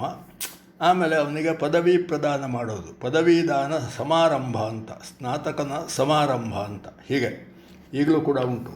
ಸ್ನಾತಕನೆಂದರೆ ಬ್ರಹ್ಮಚರ್ಯವನ್ನು ತ್ಯಜಿಸಿ ಗೃಹಸ್ಥಾಶ್ರಮವನ್ನು ಸ್ವೀಕರಿಸಲು ತಯಾರಾಗುವವರು. ಅಂದರೆ ಇನ್ನೂ ಗೃಹಸ್ಥಾಶ್ರಮವನ್ನು ಸ್ವೀಕರಿಸದೇ ಇರುವವನು. ಇದನ್ನು ವೇದ ಹೀಗೆ ಹೇಳುತ್ತದೆ. ಅಂದರೆ ಅವನ ವಿದ್ಯಾಭ್ಯಾಸ ಮುಗಿದು ಗುರುದಕ್ಷಿಣೆಯೆಲ್ಲ ಕೊಟ್ಟು ಅವ ಗೋದಾನಕ್ಕೆ ತಯಾರಾಗ್ತಾನೆ. ಗೋದಾನ ಮಾಡಿ ಸ್ನಾತಕನಾಗಿ ವಿವಾಹಕ್ಕೆ ತಯಾರಾಗುತ್ತಾನೆ. ಆಗ ಅವನ ಸಂಭ್ರಮವು ಹೇಳತೀರದು. ಏನಂತ? ಕೇಶಶ್ಮಶ್ರುವಪತೆ ನಖಾನಿ ನಿಕೃಂತತೆ ದತೋಧಾವತೆ ಸ್ನಾತಿ ಅಹತಂಬಾಸ ಪರಿಧತ್ತೆ ರಾತ್ರಿಂಜಾಗರಯಂತ ಆಸತೆ. ತೈತ್ರಿಯ ಬ್ರಾಹ್ಮಣದಲ್ಲಿ ಬರುತ್ತೆ ಈ ಮಂತ್ರ. ಅಂದರೆ ಕೂದಲು ಮೀಸೆ ತೆಗೆಸುತ್ತಾನೆ, ಉಗುರು ತೆಗೆಯುತ್ತಾನೆ, ಹಲ್ಲು ಉಜ್ಜುತ್ತಾನೆ, ಸ್ನಾನ ಮಾಡುತ್ತಾನೆ, ಹೊಸ ಬಟ್ಟೆ ಧರಿಸುತ್ತಾನೆ. ಇಷ್ಟರವರೆಗೆ ಉಪಯೋಗಿಸಿದ ನಂತರ ಗುರುವಿನ ಆಜ್ಞೆ ಪಡೆದು ಆಯಿತಾ ಬೇರೆ ಬಟ್ಟೆ ಧರಿಸುತ್ತಾನೆ. ಅಂದರೆ ಗುರುಕುಲದಲ್ಲಿ ಬಟ್ಟೆಗಳ ವಿನ್ಯಾಸವೇ ಬೇರೆ, ಇಲ್ಲಿಯೇ ಬೇರೆ. ಹಾಗೆ ಅಂತ ನಮ್ಮಲ್ಲಿ ಉಂಟು ಮುಂಡು ಉಡೋದು, ಕಚ್ಚೆ ಪಂಚೆ ಉಡೋದು ಅಂತ. ಮುಂಡು ಉಡೋದಂದರೆ ಗುರುಕುಲದಲ್ಲಿ ಅವ ಬ್ರಹ್ಮಚಾರಿಯಾಗಿರುವಾಗ ಮುಂಡು ಉಡ್ತಾನೆ. ಆಮೇಲೆ ಗೃಹಸ್ಥನಾಗಬೇಕಾದ್ರೆ ಕಚ್ಚೆ ಪಂಚೆ ಉಡೋದುಂಟು. ಸಾಮಾನ್ಯವಾಗಿ ಈಗಲೂ ಕೂಡ ಆ ಪದ್ಧತಿ ಉಂಟು. ಶೃಂಗೇರಿ ಕಡೆ ಈ ಮಠದ ಭಕ್ತರಲ್ಲಿ ಹಾಗೆಯೇ ಉಪನಯನ ಆಗಿ ಅವನ ವಿದ್ಯಾಭ್ಯಾಸ ಮುಗಿಯುವವರೆಗೆ, ಅಂದರೆ ಬ್ರಹ್ಮಚಾರಿ ಆಗಿರುವವರೆಗೆ ಮುಂಡು ಉಡೋದು. ಆಮೇಲೆ ಮದುವೆ ಆದವನು ಕಚ್ಚೆ ಪಂಚೆ ಉಡ್ಕೊಂಡು ಇರ್ತಾನೆ ಯಾವಾಗಲೂ. ಹಾಗೆ ಒಂದು ಕ್ರಮ ಉಂಟು. ಹಾಗೆ ಗೋದಾನದ ಸಂದರ್ಭದಲ್ಲಿ ಸೂರ್ಯ ಎಂಬ ಅಗ್ನಿಯನ್ನು ಸ್ಥಾಪಿಸಿ ಹೋಮಾದಿಗಳನ್ನು ಮಾಡಬೇಕು. ಗುರುಕುಲದಲ್ಲಿ ಇರುವ ಬ್ರಹ್ಮಚಾರಿ ವಿದ್ಯಾರ್ಥಿಗೆ 4 ವ್ರತಗಳನ್ನು ಹೇಳಲಾಗಿ ಮಹಾನಾಮ್ನಿ, ಮಹಾವ್ರತ, ಉಪನಿಷದ್ವ್ರತ ಮತ್ತು 4ನೆಯದು ಗೋದಾನ ಎಂದು ಹೇಳಿದ್ದಾಯಿತು. ಆದರೆ ಯಜುರ್ವೇದಿಗಳು, ಕೃಷ್ಣ ಯಜುರ್ವೇದಿಗಳು, ಹಿರಣ್ಯಕೇಶಿ ಸೂತ್ರದವರು ಬೇರೆ 4 ವ್ರತಗಳನ್ನು ಆಚರಿಸುವುದು ಉಂಟು. ಆಯಿತು, ಗೋದಾನ ಇತ್ಯಾದಿಯಾಗಿ. ಆಯಿತು, ಯಜುರ್ವೇದವನ್ನು ಋಷಿಗಳು 4 ವಿಧವಾಗಿ ವಿಂಗಡಿಸಿದ್ದಾರೆ. ಅವೆಂದರೆ ಪ್ರಾಜಾಪತ್ಯಕಾಂಡ, ಸೌಮ್ಯಕಾಂಡ, ಆಗ್ನೇಯಕಾಂಡ ಮತ್ತು ವೈಶ್ವದೇವ ಕಾಂಡ. ಈ ಕಾಂಡರ್ಷಿಗಳ ಪೂಜೆ, ಈ ಕಾಂಡಗಳ ಅಧ್ಯಯನ, ಹೋಮಾದಿಗಳು ಮುಂತಾದವು ವ್ರತಚತುಷ್ಟಯ ಎಂದು ಕೆಲವು ವಿದ್ವಾಂಸರು ಹೇಳುತ್ತಾರೆ. ಈಗ ತಾನೇ ನಾನು ಇದನ್ನು ವಿವರಿಸಿದ್ದೇನೆ. ಕಾಂಡ ಎಂದರೆ ಅಳೆಯುವುದು. ವೇದಗಳಲ್ಲಿ ಇರುವ ಕರ್ಮಕಾಂಡ, ಜ್ಞಾನಕಾಂಡ ಮತ್ತು ಉಪಾಸನಾಕಾಂಡಗಳನ್ನು ವಿಮರ್ಶಿಸಿ ಬೇರ್ಪಡಿಸಿದ ಮಹನೀಯರೇ ಕಾಂಡರ್ಷಿಗಳು. ಕಾಂಡಸ್ಯ ವೇದಭಾಗಸ್ಯ ಋಷಿ ತದಧಿಕಾರೇಣ ವಿಚಾರಕಃ. ಉದಾಹರಣೆಗೆ ಅಥಾತೋ ಧರ್ಮ ಜಿಜ್ಞಾಸಃ ಎಂದು ಪ್ರಾರಂಭಿಸಿ ಕರ್ಮಕಾಂಡ ವಿಚಾರ ಮಾಡಿದ ಋಷಿ ಎಂದರೆ ಜೈಮಿನಿ ಋಷಿ. ಅಥಾತೋ ಬ್ರಹ್ಮ ಜಿಜ್ಞಾಸ ಎಂದು ಪ್ರಾರಂಭಿಸಿ ಬ್ರಹ್ಮಕಾಂಡ ವಿಚಾರ ಮಾಡಿದ ಋಷಿ ವೇದವ್ಯಾಸರು. ಇವರೆಲ್ಲ ಕಾಂಡರ್ಷಿಗಳು. ಇನ್ನು ಉಪನಯನದಲ್ಲಿ ಧರಿಸುವಂಥ ಮೌಂಜಿಯ ಮಹತ್ವವನ್ನು ತಿಳಿದುಕೊಳ್ಳೋಣ. ಮೌಂಜಿ ಎಂದರೆ ಮುಂಜ ಎಂಬ ಹುಲ್ಲನ್ನು ಹಗ್ಗದ ಹಾಗೆ ಹೆಣೆದು ಮಾಡಿದ ಉಡಿದಾರ. ಇದು ಕ್ಷತ್ರಿಯರಿಗೆ ಬೇರೆ, ವೈಶ್ಯರಿಗೆ ಬೇರೆ ಹೇಳಿದ್ದೇನೆ. ಕ್ಷತ್ರಿಯರಿಗೆ ದೂರ್ವೆ, ವೈಶ್ಯರಿಗೆ ಉಣ್ಣೆ ಅಂತ ಹೇಳಿದ್ದೇನೆ ಈಗಾಗಲೇ. ಇದನ್ನು ಬ್ರಹ್ಮಚಾರಿಯು ಸಮಾವರ್ತನೆವರೆಗೂ ಸೊಂಟಕ್ಕೆ ಕಟ್ಟಿಕೊಂಡಿರುತ್ತಾನೆ. ಆಯಿತಾ, ವಿವಾಹಕ್ಕೆ ಅವ ತಯಾರಾಗುವವರೆಗೂ ಸೊಂಟಕ್ಕೆ ಮೌಂಜಿ ಇರುತ್ತದೆ. ಇದರಿಂದ ಬೆನ್ನ ಹುರಿಯ ಶಕ್ತಿಯು ವೃದ್ಧಿಸುವುದು. ಅದನ್ನೇ ವೇದಗಳಲ್ಲಿಯೂ ಕೂಡ ಹೇಳಿದ್ದಾರೆ. ಮೌಂಜಿ ಭವತಿ ಊರ್ಗ್ವೈ ಮುಂಜ ಆಹ ಊರ್ಜಮೇವಾವರುಂಧೆ. ಆಯಿತಾ, ಊರ್ಗ್ವೈ ಮುಂಜ ಆಹ. ಈ ಮೌಂಜಿ ಬಂಧನದಿಂದ ಆಯಿತಾ ನಮ್ಮ ಊರ್ಜೆ ಶಕ್ತಿಯು, ಬೆನ್ನಿನ ಶಕ್ತಿಯು, ಬೆನ್ನ ಮೂಳೆಯ ಶಕ್ತಿಯು ಹೆಚ್ಚಾಗುತ್ತದೆ ಎಂಬುದಾಗಿ ಅರ್ಥ.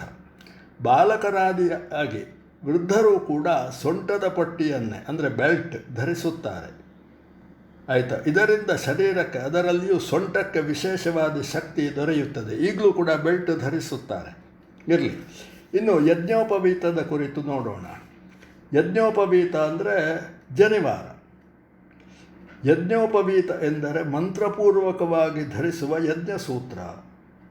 ಮುಮ್ಮಡಿ ಇರುವ ಪವಿತ್ರ ಸೂತ್ರ, 3 ಪಟ್ಟು ಮುಮ್ಮಡಿ ಮಾಡಿ ಆ ನೂಲನ್ನು ಧರಿಸುತ್ತಾರೆ. ಇದನ್ನು ಧರಿಸುವಾಗ ಹೀಗೆ ಮಂತ್ರ ಹೇಳ್ತಾರೆ. ಯಜ್ಞೋಪವೀತಂ ಪರಮಂ ಪವಿತ್ರಂ ಪ್ರಜಾಪತೇರ್ಯ ಸಹಜಂ ಪುರಸ್ತಾತ್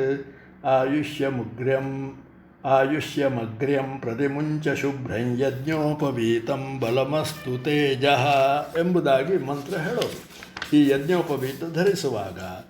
ಈ ಅರ್ಥ ನೋಡಿ. ಈಗ ಅದಕ್ಕೆ ಯಜ್ಞೋಪವೀತವು ಪರಮ ಪವಿತ್ರವಾದುದು.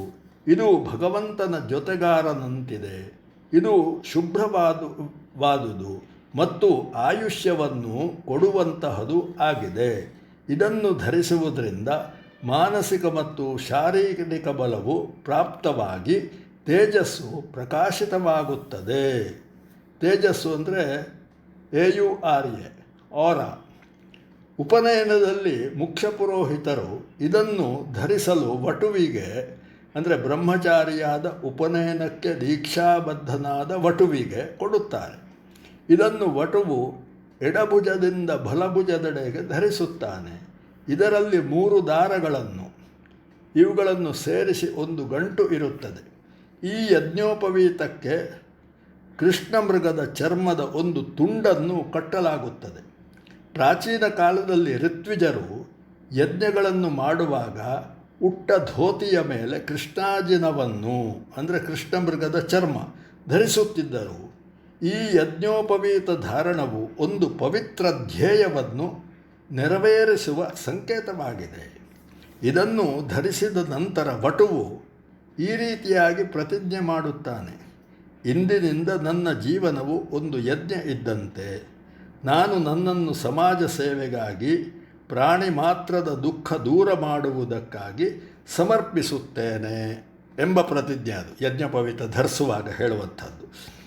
ಪ್ರತಿಜ್ಞೆಯ ನಂತರ ವಟುವು ವಿಶ್ವಪ್ರಾಣನಾದ ಅಗ್ನಿದೇವನನ್ನು ಕುರಿತು ಅಗ್ನಿ ಕಾರ್ಯ ಇದನ್ನು ಹೋಮದ ಮೂಲಕ ಮಾಡುತ್ತಾನೆ ಮತ್ತು ಅಗ್ನಿಯಲ್ಲಿ ಪ್ರಾರ್ಥಿಸುತ್ತಾನೆ.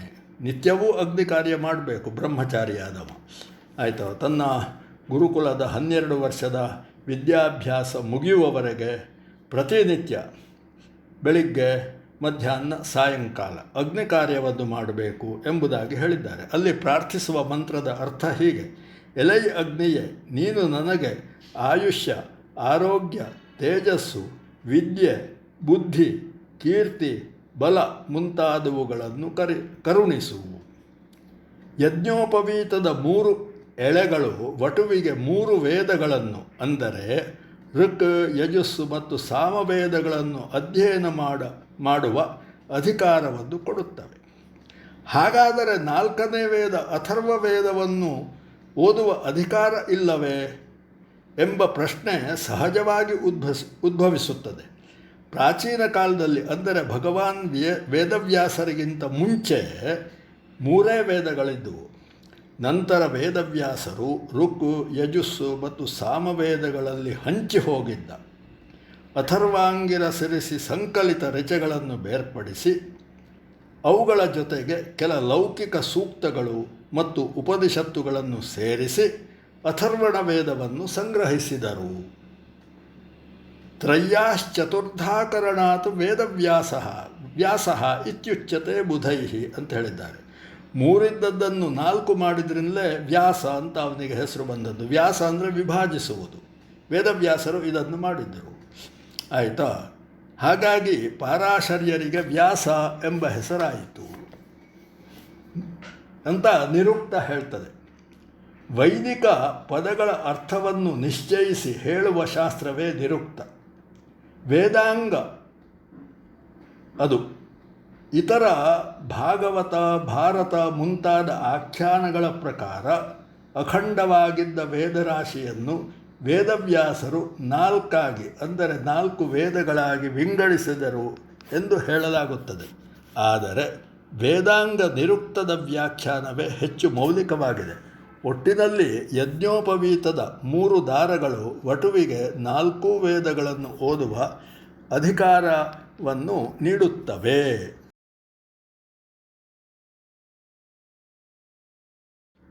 ಬ್ರಹ್ಮಚಾರಿಗಳು ದಂಡವನ್ನು ಧರಿಸುವರು. ಇವುಗಳ ಪ್ರಕಾರಗಳನ್ನು ಹಿಂದೆ ಉಲ್ಲೇಖಿಸಲಾಗಿದೆ. ಅಂದರೆ ಯಾರು ಎಂತಹ ದಂಡ ಧರಿಸಬೇಕು, ಬ್ರಾಹ್ಮಣ ಹೇಗೆ, ಕ್ಷತ್ರಿಯ ಹೇಗೆ ಇತ್ಯಾದಿ. ವಟುವು ಇದನ್ನು ತನ್ನ ಗುರುಕುಲವಾಸದ ಅವಧಿಯು ಪೂರ್ತ ಆಗುವವರೆಗೂ ಇಟ್ಟುಕೊಳ್ಳಬೇಕು. ಇದರಿಂದ ಆಗುವ ಪ್ರಯೋಜನಗಳನ್ನು ಕೂಡ ಹೇಳಿದ್ದಾರೆ. ಗುರುಕುಲದ ಹಸುಗಳನ್ನು ಹತೋಟಿಯಲ್ಲಿ ಇಡುವುದು 1ನೇ ಪ್ರಯೋಜನ. ಯಾಕಂದರೆ ಹಿಂದೆ ಗುರುಕುಲಗಳಲ್ಲಿ ವಾಸಿಸತಕ್ಕ ಛಾತ್ರರು ಕರ್ಮಯೋಗಿಗಳಾಗಿರುತ್ತಿದ್ದರು. ವಿದ್ಯಾಭ್ಯಾಸದ ಜೊತೆಗೆ ಕೆಲಸಗಳನ್ನು ಕೂಡ ಮಾಡುತ್ತಿದ್ದರು, ಕಾಯಕಯೋಗಿಗಳು. ಹಾಗಾಗಿ ಆಶ್ರಮದ ಸುತ್ತ ಧಾನ್ಯಾದಿಗಳನ್ನು ಬೆಳೆಸುವುದು ಮತ್ತು ಉಂಚವೃತ್ತಿ ಮಾಡುವುದು, ಅಂದರೆ ಗದ್ದೆಗಳ ಕೊಯ್ಲು ಆದ ಮೇಲೆ ಅಲ್ಲಿ ಬಿದ್ದಿರತಕ್ಕ ಭತ್ತವನ್ನು ಹೆಕ್ಕಿ ತರುವುದು, ಆಶ್ರಮದ ಹಸುಗಳನ್ನು ಮೇಯಿಸುವುದು ಇತ್ಯಾದಿ. ಜೊತೆಗೆ ವಿದ್ಯಾಭ್ಯಾಸವನ್ನು ಮಾಡುತ್ತಿದ್ದರು. ಆಗ ಹಸುಗಳನ್ನು ಮೇಯಿಸುವಾಗ ಅವರಿಗೆ ಈ ದಂಡ ಬೇಕಾಗ್ತಿತ್ತು. ಹಸುಗಳನ್ನು ಆಯಿತು ಹತೋಟಿಯಲ್ಲಿ ಇಡೋದಕ್ಕೂ ಆಯಿತು. ಮತ್ತು ಗುರುಕುಲಗಳು ಸಾಮಾನ್ಯವಾಗಿ ಕಾಡುಗಳಲ್ಲಿ ಇದ್ದುದರಿಂದ ಆತ್ಮರಕ್ಷಣೆ ಕೂಡ ಮುಖ್ಯವಾಗಿತ್ತು. ಅದಕ್ಕಾಗಿಯೂ ದಂಡ ಬೇಕು. ಮತ್ತು ಕೈಯಲ್ಲಿ ದಂಡ ಇದ್ದರೆ ಒಂಥರ ಧೈರ್ಯ ಬರ್ತದೆ. ನಮ್ಮ ಹತ್ರನೂ ಎಲ್ಲಿಯಾದರೂ ಕಾಡು ಗೀಡಿಗೆ ಹೋಗುವಾಗ ಒಂದು ಕೋವಿ ಕೈಯಲ್ಲಿದ್ದರೆ ಭಾರಿ ಧೈರ್ಯ ಬರ್ತದೆ. ನಾನು ಯಾರು ಬಂದರೂ ಎದುರಿಸಬಲ್ಲೆ ಅಂತ.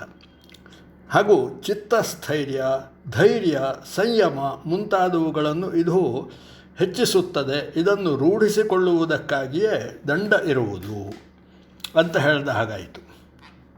ಇನ್ನು 14ನೆಯ ಸಂಸ್ಕಾರ, ಇದನ್ನೇ ಸಮಾವರ್ತನ ಎನ್ನುತ್ತಾರೆ. ಸಮಾವರ್ತನ ಎಂದರೆ ವಿದ್ಯಾರ್ಥಿಯು ಅಥವಾ ಬ್ರಹ್ಮಚಾರಿಯು ವೇದಾಧ್ಯಯನ ಪೂರ್ತಿಯಾದ ನಂತರ ಗುರುಕುಲದಿಂದ ಹೊರಬರುವ ಸಮಾರಂಭ, ದೀಕ್ಷಾಂತ ಸಮಾರಂಭ, ಕಾನ್ವೋಕೇಶನ್. ಇದು ವೇದಾಧ್ಯಯನ ನಂತರ ಗೃಹಸ್ಥಾಶ್ರಮ ಸ್ವೀಕಾರಕ್ಕಾಗಿ ಮಾಡುವ ಒಂದು ಕೆಲಸ ಅಥವಾ ಕರ್ಮ. ಇದು ವಿವಾಹದ ಸಮಯದಲ್ಲಿ ವಿವಾಹಕ್ಕಿಂತ ಮುಂಚೆ ನಡೆಯುವ ವ್ರತ ಅಂತಲೂ ಹೇಳ್ತಾರೆ. ಅಥವಾ ಸಮಾವರ್ತನ ಎಂದರೆ ಹಿಂದಿರುವಿಕೆ ಅಂತ ಅರ್ಥ. ಆಯಿತಾ?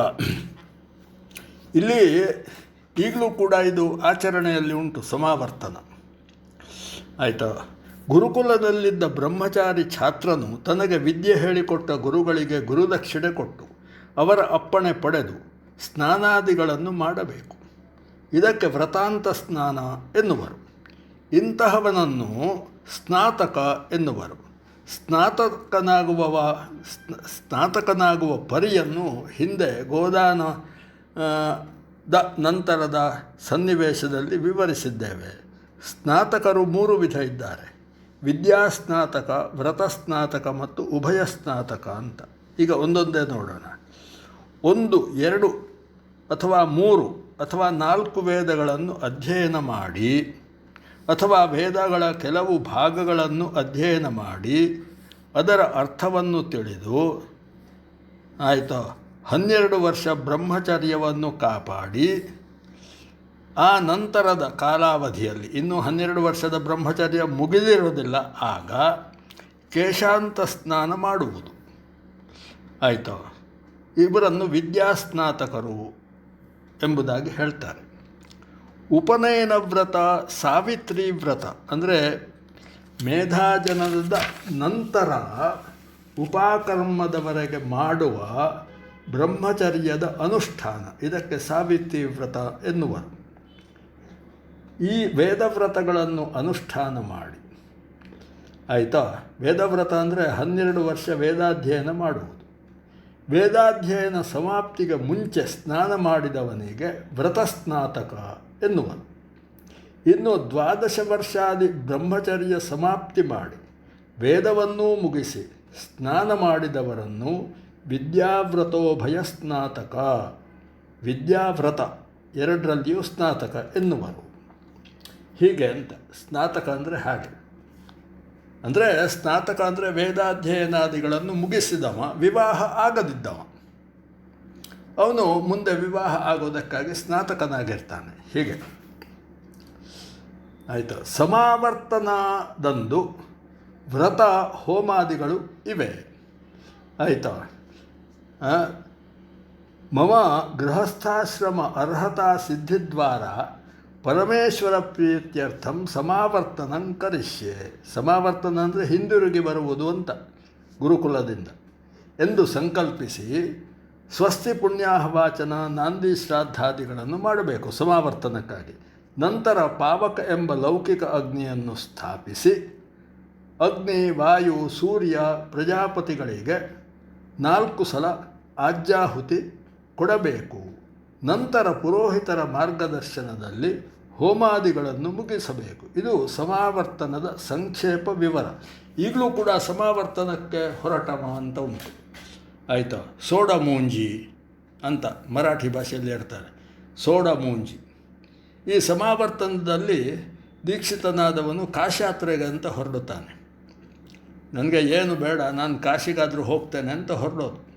ಆಗ ಕನ್ಯಾಪಿತೃವು ಏನು ಮಾಡ್ತಾನೆ ಅಂದರೆ ಬಂದು, ಇಲ್ಲಪ್ಪ ಹಾಗೆಲ್ಲ ಹೋಗಬೇಡ, ನಮ್ಮಲ್ಲಿ ವಿವಾಹ ಯೋಗ್ಯ ಕನ್ಯೆ ಇದ್ದಾಳೆ, ನೀನು ಯೋಗ್ಯವರ, ನಿನಗೆ ಮದುವೆ ಮಾಡಿ ಕೊಡ್ತೇನೆ ಅಂತ ಅವನಿಗೆ ಮಾತು ಕೊಟ್ಟು ಅವನನ್ನು ವಿವಾಹದ ಸಮೀಪಕ್ಕೆ, ವಿವಾಹ ಕಾರ್ಯ ಆಗುವಲ್ಲಿಗೆ ಕರ್ಕೊಂಡು ಬರ್ತಾನೆ ಮತ್ತು ಕನ್ಯಾದಾನ ಮಾಡುತ್ತಾನೆ ಅಂತ ಹೀಗೊಂದು ಉಂಟು. ಒಂದು ಕೈಕರಣವೂ ಆಯಿತು, ಒಂದು ವ್ರತಾಚರಣೆಯೂ ಆಯಿತು. ಇನ್ನು 15ನೇ ಸಂಸ್ಕಾರ ಅಂದರೆ ವಿವಾಹ. ಇದು ಜೀವನದಲ್ಲಿ ಬಹಳ ಮುಖ್ಯವಾದದ್ದು. ಯಾಕಂದರೆ ವಿವಾಹ ಆದಾಕ್ಷಣ ಒಬ್ಬ ವ್ಯಕ್ತಿಯು ಗೃಹಸ್ಥನಾಗುತ್ತಾನೆ, ಅಥವಾ ವ್ಯಕ್ತಿ ಅಥವಾ ಸ್ತ್ರೀ ಯಾರೇ ಇರಲಿ, ಅವರು ಗೃಹಸ್ಥರಾಗ್ತಾರೆ. ಗೃಹಸ್ಥರಾದಾಗ ಅವರಿಗೆ ಸಾಮಾಜಿಕ ಜವಾಬ್ದಾರಿ ತುಂಬ ಇರುತ್ತದೆ. ಅಥವಾ ತಮ್ಮ ವಂಶವನ್ನು ಮುಂದಕ್ಕೆ ಕೊಂಡೊಯ್ಯುವುದು, ವಂಶದ ನಿರಂತರತೆ ಕಾಪಾಡುವುದು, ಇದು ಕೂಡ ಅವರ ಜವಾಬ್ದಾರಿಯೇ. ಹಾಗಾಗಿ ಆಶ್ರಮಗಳಲ್ಲಿ ಈ ಗೃಹಸ್ಥಾಶ್ರಮ ಅಂತ ಹೇಳೋದು ಬಹಳ ಪ್ರಧಾನವಾದುದು. ಬ್ರಹ್ಮಚರ್ಯ, ಗಾರ್ಹಸ್ಥ್ಯ, ವಾನಪ್ರಸ್ಥ ಮತ್ತು ಸನ್ಯಾಸ, ಇದು 4 ಆಶ್ರಮಗಳು. ಈಗ ವಿವಾಹಗಳ ಬಗ್ಗೆ ನಾವು ಚಿಂತಿಸೋಣ. ವಿವಾಹವೆಂದರೆ ವಿಶಿಷ್ಟವಾದ ಸಾಮಾಜಿಕ ಹೊಣೆಗಾರಿಕೆಯನ್ನು ವಧುವರರು ಸ್ವೀಕರಿಸುವುದು. ಅದನ್ನೇ ಸಪ್ತಪದಿಯಲ್ಲಿಯೂ ಕೂಡ ಹೇಳ್ತಾರೆ. ವಧುವರರು ವಿವಾಹದಲ್ಲಿ ಸಪ್ತಪದಿ ಎಂಬ, ಅಂದರೆ ವಧುವನ್ನು ವರ ಕೈ ಹಿಡಿದು 7 ಹೆಜ್ಜೆ ಇಡಿಸುತ್ತಾನೆ ಅಗ್ನಿಯ ಹತ್ತಿರ. ಅದಕ್ಕೆ ಸಪ್ತಪದಿ ಅಂತ. ಆ ಸಪ್ತಪದಿಯಲ್ಲಿ ಅವಳಿಂದ ಪ್ರತಿಜ್ಞೆ ಮಾಡಿಸುತ್ತಾನೆ ವರ, ಅಥವಾ ವರನೂ ಪ್ರತಿಜ್ಞೆ ಮಾಡಿಸುತ್ತಾನೆ, ನಾವು ಮುಂದಕ್ಕೆ ನಮ್ಮ ವೈವಾಹಿಕ ಜೀವನದಲ್ಲಿ ಹೀಗಿರಬೇಕು ಅಂತ. ಏಕಪದಿ ವಿಷ್ಣುಸ್ತ್ವಾನ್ವೇತು, ನಾವು ಒಟ್ಟಿಗೆ ಹೋಗೋಣ ಆಯಿತು ಅಂಥೇಳಿ 1 ಹೆಜ್ಜೆ. 2 ಊರ್ಜೆ, 2ನೇ ಪಾದವನ್ನಿಟ್ಟು ನಾವು ಶಕ್ತಿ ಸಂಪನ್ನರಾಗೋಣ ಇಬ್ಬರು ಸೇರಿ ಅಂತ. 3 ವ್ರತಾಯ, 3ನೇ ಹೆಜ್ಜೆ ಇಟ್ಟು ನಾವು ವ್ರತಾದಿಗಳನ್ನು ಕೈಗೊಳ್ಳುವಾಗ ನಾವು ಒಟ್ಟಿಗೆ ಕೈಗೊಳ್ಳೋಣ. 4 ಮಾಯೋಭವಾಯ, ಇನ್ನು ಬೇರೆ ಸಂಪಾದನೆ, ಧನ ಸಂಗ್ರಹ ಇತ್ಯಾದಿ ಒಟ್ಟಿಗೆ ಮಾಡೋಣ ಅಂತ 4ನೇ ಹೆಜ್ಜೆ ಆಯಿತಾ. 5 ಪಶುಭ್ಯ, 5ನೇದ್ದು ನಾವು ದನಕರುಗಳು ಇತ್ಯಾದಿ ಪಶುಗಳನ್ನು ಕೂಡ ಒಟ್ಟಿಗೆ ಸಾಕೋಣ. 6 ಋತವಃ, ಇನ್ನು 6ನೇ ಹೆಜ್ಜೆಯಲ್ಲಿ 6 ಋತುಗಳಲ್ಲಿ 6 ಋತುಗಳಲ್ಲಿ ಬೆಳೆಯುವ ಯಾವ ಫಲ, ಪೈರು ಇತ್ಯಾದಿಗಳಿವೆಯೋ ಅವುಗಳ ಸಂಗ್ರಹ ಮಾಡಿ ನಾವು ನಮಗೆ ಮತ್ತು 10 ಜನರಿಗೆ ಉಪಯೋಗ ಆಗುವಂತೆ ಮಾಡೋಣ. ಅದಕ್ಕಾಗಿ ಇಬ್ಬರೂ ಶ್ರಮಿಸೋಣ. 7 ಸಪ್ತಭ್ಯೋ ಹೋತ್ರ ಅಭ್ಯೋ ವಿಷ್ಣುಸ್ತ್ವಾನ್ವೇತು.